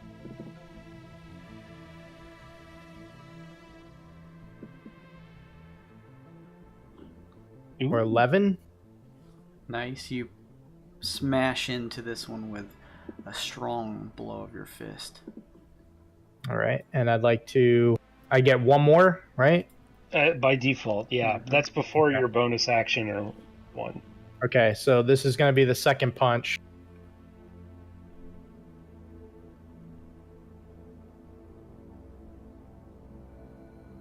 For 14 versus AC. Hits.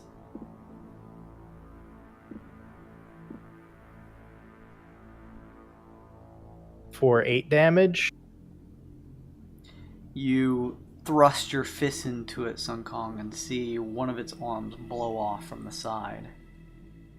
These things have not aged well. And then when taking an attack action, I get 1 unarmed strike as a bonus action. So I'd like to spinning backfist that guy. All right. For 17 versus AC. Hits. For 8 damage. What does it look like as you strike this one down with your flurry of punches? So the spinning palm strike is just going to knock the head off the shoulders and smash up against the wall. And the body is just going to kind of sink to the floor. You watch as the body slumps down from the raised area that the corpses are standing on and just slumps over the floor, falling kind of face first. If it had a face, it's been knocked from its body. It's beheaded. It doesn't have a head anymore, Sun Kong. Anything else from Sun Kong? That's gonna be it for Sun Kong. All right. All 3 actions. He's just gonna hold right there. Oh fuck, Aesop. The zombie above you tries to strike. It misses. Get fucked. But wait. The one below you, Glace, it's got a hungry glint in its eyes as it tries to smash its arms into you for 15 versus AC. Get off me! That hits. You take 7 bludgeoning damage as its rotted, disgusting arms smash into you. The smell filling your nostrils is disgusting. God. Pieces of its skin stick to your own as it smashes against you. I never want to see another rotting corpse again. Ever. Rinkaz and Aesop's body. You are surrounded by disgusting corpses that have come to life. I say to Glosse in the good professor's voice, then you better not go back to Neo Gokyo, because I look like a rotting corpse. This voice throwing thing is, I'm so glad I can mimic everyone. I mean, you're Don't not get wrong. used to it. I don't know. Maybe this is permanent. I Oh. laugh and I stab the one behind Glosse with the... Okay. Please, I hope it isn't. I say in Aesop's voice, imagine what my daughter will think. You do not say that, sir. That Oh, I will, it's I will march over here this minute. Stop hitting yourself. It's 1d or it's plus 9, plus 9. Rinkaz! What would Brass Bell think? Oh yeah. It's I'm only going to- been Rinkaz and Aesop. I'm gonna lay some pipe in that cat, if you know what I mean. This is for becoming the father to my daughter. She's like, what was that? Nothing, don't worry about it. The sword cane goes wild, Rinkaz, but before your full miss comes into effect, please roll me a d10,000. Amidst his words, I critically fail and swipe. We're just friends.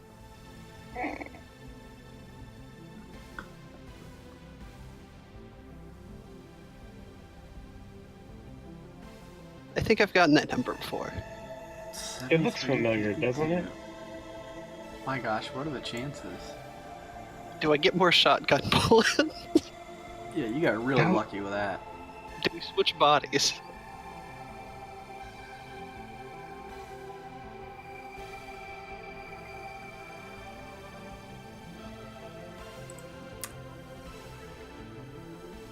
Rinkaz, you, in the midst of this battle, hear the sensation, the beat of your heart. Obviously, the combat happening here. You hear the thrush of the beating heart within you, the excitement and adrenaline pumping. It becomes louder and louder, and now everyone around can hear the sound of Rinkaz, who is in Aesop's body, the beating thrust of his heart. Oh god. You Are also you- miss. That's creepy. I look over to myself and say, is this your stupid bird inside of bird doing it again? What are you talking about? I say, I don't know. And am I allowed to take another attack? I don't think I am. Yeah, you get 2 attacks.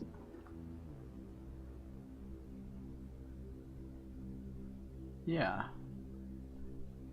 That's better. So close. This one strikes true. Sword King connects. D8 plus 7 plus 1d6 fire damage.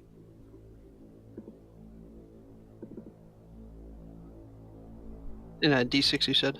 Mm-hmm. So 12 regular damage, piercing, and 5 fire. 12 regular damage piercing, wow. 5 fire. You, Glace, watch as the sword cane punctures through the back and exits through the chest, lit aflame. The zombie in front of you clasps at it, groaning in pain. Ah, it smells like jerky. Ugh. Pieces of its chest cavity, the innards that are left, begin to pour out from its chest. Oh, that's nasty. Yes. Well done, meat. Yes. Anything else, Shut up. Rinkaz? I laugh and say, shut up, you! And end my turn. That means it's Aesop and Rinkaz's body's turn. Alright, since my 2 main guns are jammed because I forgot to unjam them, all I was able to do was reload Big Deborah. So I fire into this motherfucker standing right in front of me because it's going to do double damage. All right. And I have advantage. And it's a crit. Nice. You're I'm gonna pretty get- sure that zombie's dead. You're gonna get your crit die, but first, please roll me a d10,000. Jason, why are you such a cuck? Like, What? This is fun. We're getting the most out of the this weird. is what? How is this? It's only been me and Rincat. This is, Like, yeah, this is great. 67, 64. You swap bodies with someone else.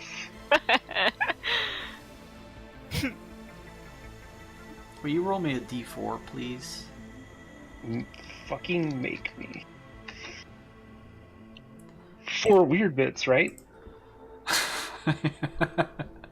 Your eyes become weird bits now.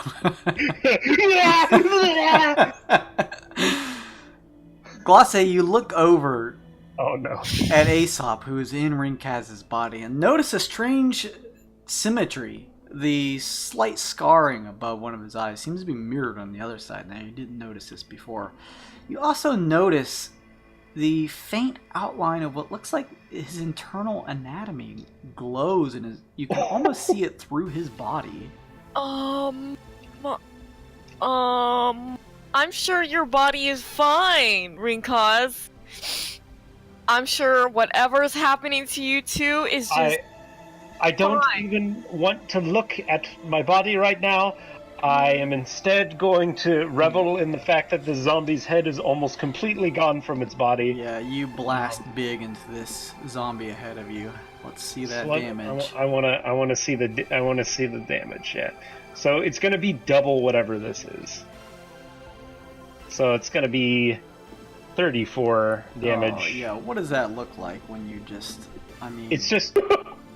Everything from the jaw up is gone, and it's just the gurgling tongue on the lower jaw. It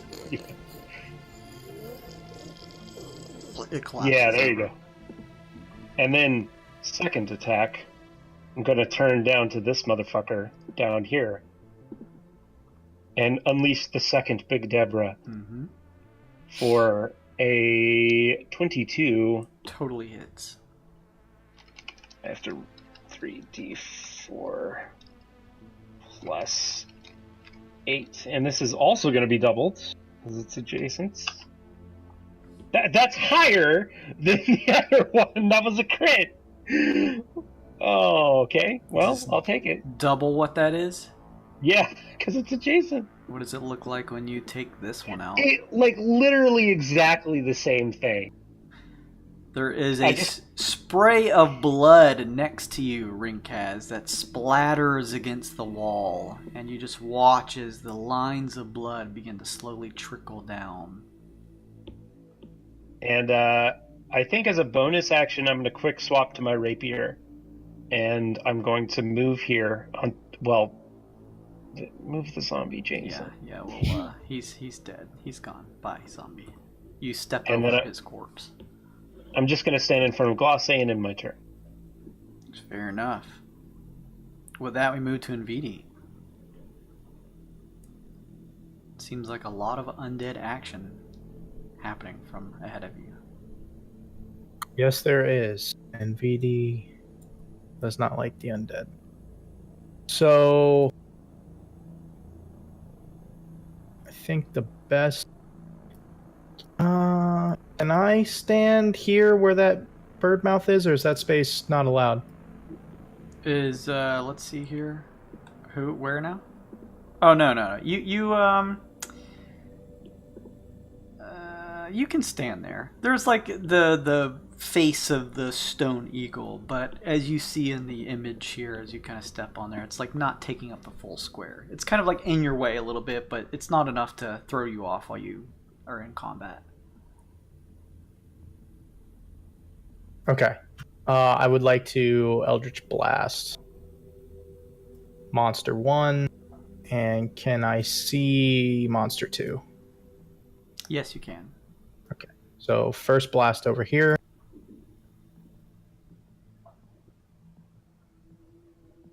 .29 versus AC. Totally hits. for 12, force damage. It is blasted against the wall. It is a blast of energy from your palm strikes into it. Okay, second one right there.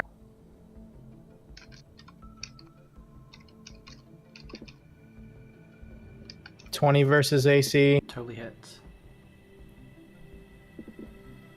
for 10 damage. And can I push it back 10 feet? Yes, you can. It is thrown back. Glossy, you watch as this zombie is thrown right next to you, pulling itself back up right from a blast of magical energy launched by Nvidi.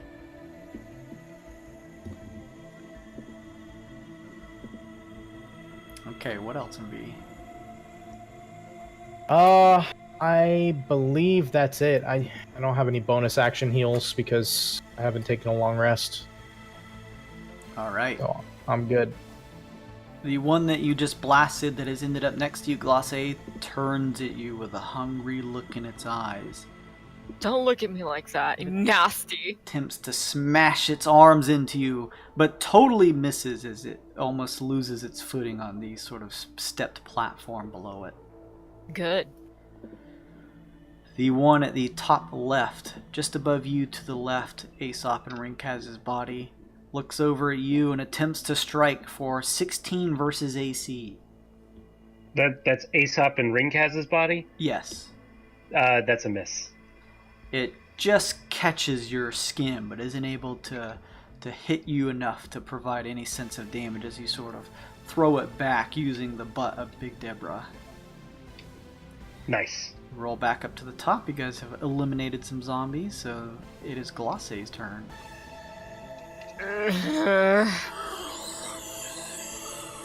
I'm gonna do Kiss of Wounding, but not actually kiss this thing. I'm gonna hit him with my mic staff, I guess. That's... hopefully it hits. Wow! I have awesome rolls! That's gonna be... Oh, maybe not. 18. Totally hits. Yeah. 2d12 damage. So... Palau. 14 force damage? What does it look like when you end this thing's undead life?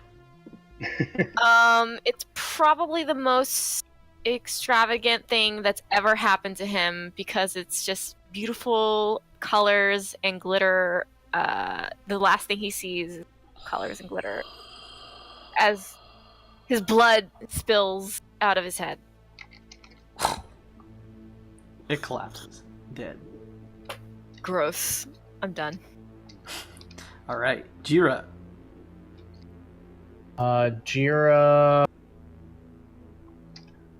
Jira's actually good watching the back of the pack.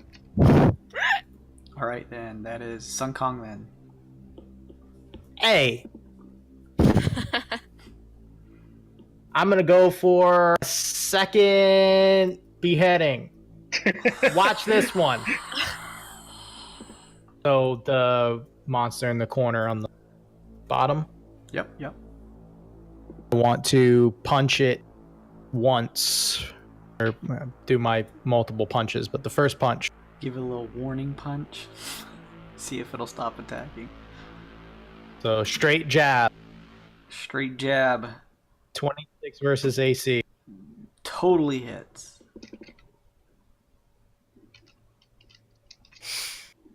For 11 damage. What does it look like when Sun Kong kills this thing? Sun Kong's fist is going to go directly through the front of the skull and come out the back. Ugh. And the skull is going to start sliding down his arm until he kind of like shucks it off to the side and it disintegrates. Dead. Am I allowed to move and keep attacking, or is that... Yep. It's all right. Well, that was easy. Fucking Sun Kong. There's 2 more up here, please. This one looks fun. I'm gonna pretend it's the last one. So, left hook. Barreling over the undead corpses, Sun Kong bounds over, throwing a fist at the one next to you, Glace and Rinkaz, and connects. 13. That hits.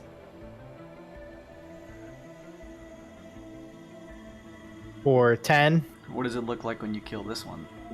Oh my god. The left hook is gonna launch the head all the way across the room.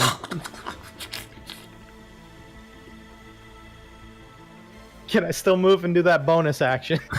Hey, yeah, you have it's like a allotted amount. At any point in your turn, you can continue moving. Sun Kong slides the torch out of his way. Continue. He's gonna front flip and axe kick at this one as a normal melee attack for the bonus. Aesop, you watch as Sun Kong barreling down the hall, just blasting these things into nothing. Just similar, not too dissimilar from Big Debbie, launching a foot at the one next to you. Yeah! 23 versus AC. Hits. For 6 damage on the axe kick. What does it look like when you end this one's life? So the arcing kick is gonna come up over his head and then smash straight down to the floor and just drive the thing. A putrid sound as crushing bone and collapsing already decrepit organs smashes this thing into the ground.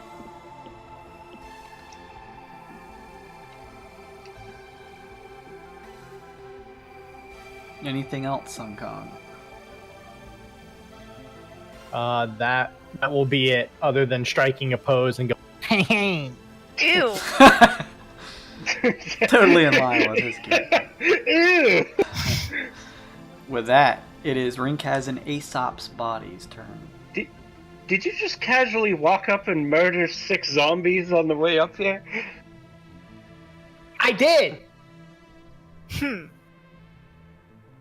I'm just getting warmed up. A single undead-looking zombie at the top continues to attempt to assault Aesop up top. I was just measuring distance. Continuing the conversation. Brass bell, huh? So you're after her. Interesting. I'll have to let her know that. Oh. I run up and take a stab at him.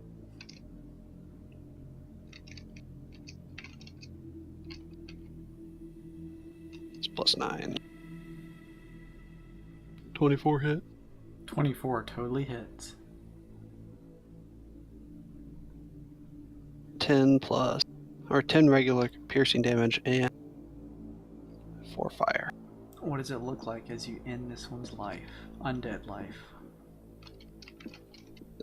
Straight in the chest, and it just kind of slowly crisp and disintegrates. And I keep a little of it on the end, and I start edging it back to the group. Anybody hungry? Yeah? Some rations? Yeah? A little jerky?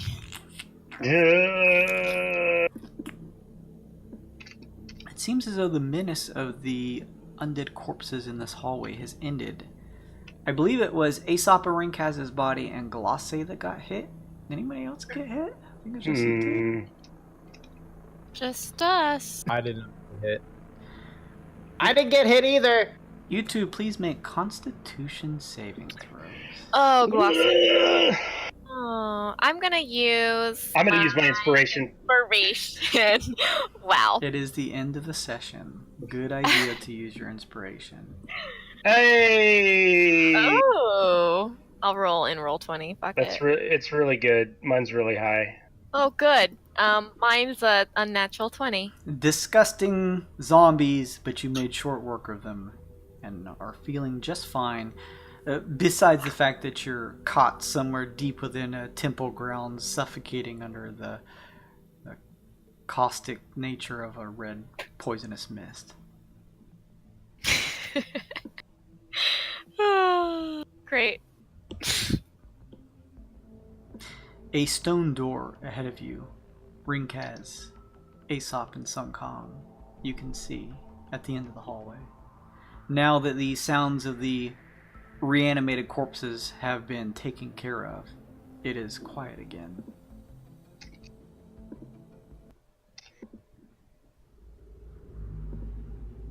I'm gonna walk forward.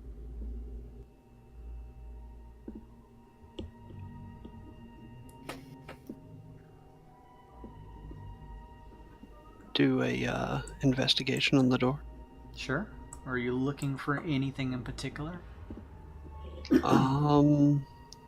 No, but since it's kind of late in the evening, I think I'll use my inspiration card to make sure I get a good one. Okay. I'll say that you're just giving a general assessment of the door, checking for traps, etc.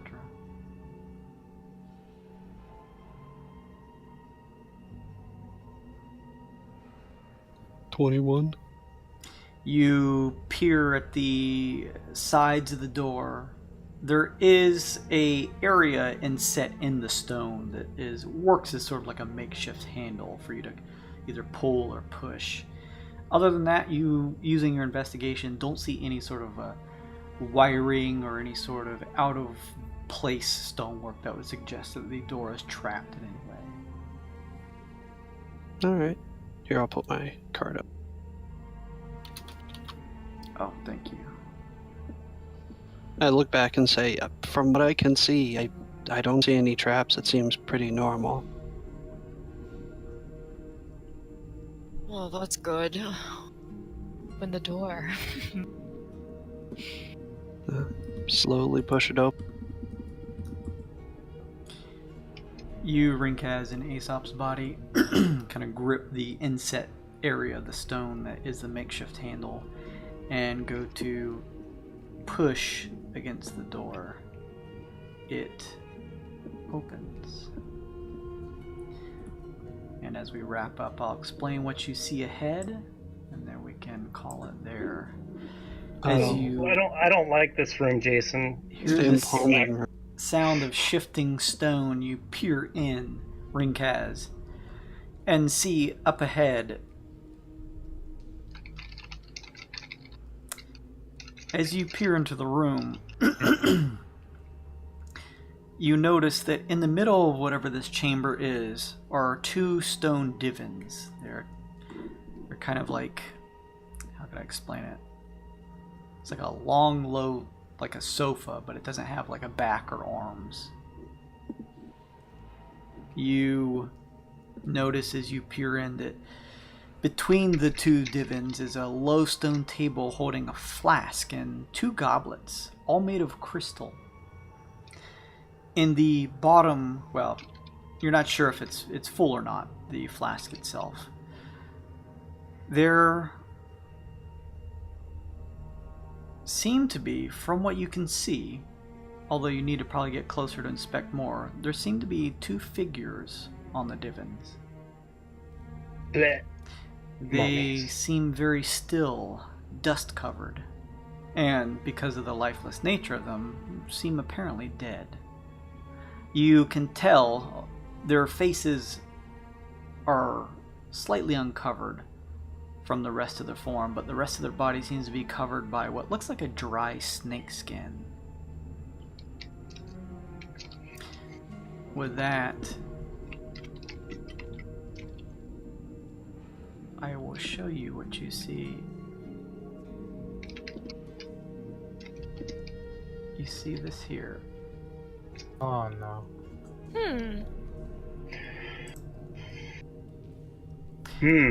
Peering at one of the bodies. It doesn't look like a mummy to me. She's dead, Jim. And with that, we will end tonight's session. GG, everyone. GG. Good episode. Yeah. Awesome. I hope you guys had fun. A lot more temple exploring. Maybe one day you guys will escape this place. I hope you had fun. I hope everyone watching, those who did, had fun. remember, all of you watching, that if you miss any of these episodes, you can find them on our YouTube page. You can either punch in GOWD mode, or you could also punch in Wyrd and Wyld, or anything similar like that. I also have a little poll on our Twitch page, if any of you guys would like, those of you who actually like watching. Maybe we'll do some in the future, if there's enough viewers, obviously, to warrant doing something else other than the main stream. But if you guys want, take a look at that poll. There may be some ideas for some additional content, like some, maybe fun to do some behind the scenes with certain characters, like maybe their lives before they came to the Twixt, stuff like that. Maybe we can get you guys as the players to come on and kind of fill in some backstory for each of your respective characters for 30 or so minutes to an hour. That may be fun to do. I have one for like world building stuff, some details about the specific locations that the players have been to before, kind of building in some backstory to the Twixt and the 4 factions that run it and stuff like that. There's one that is behind the DM screen, kind of regarding stuff that me setting up an adventure, what goes into that. And then there's like another one of just some additional gaming stuff. So if any of you are interested, you can go and vote on there. When this will happen, if it happens, I don't know. I just kind of want to get general impressions. But yes, as you guys are watching, you also build up loyalty points. You can see those details on our Twitch page. It allows you to do fun stuff like give players inspiration, give me inspiration. You can buy them weird bits if you'd like and give them extra, either a spending coin or stuff to do to upgrade their ship. So thank you, everybody. It looks as though most of the people who are currently watching are robots. Electrical longboard, maybe you're not. I don't know. Thank you anyway. Slow cool, thanks. But anyways, thanks everybody for watching. We will be back next week for more Dungeoneering. Shout out to Sun Kong for next week. Hey, Sun Kong. Congrats. Congrats, Sun Kong. Good job, Somebody's Sun yelling. Kong. He You go get Ukon. got together with Ukog, yeah. Awesome. So with that, we're gonna end the stream here. Hope you guys had fun. We'll see you next week. Goodbye, everybody. Will they escape the temple? Who knows? Bye. Bye.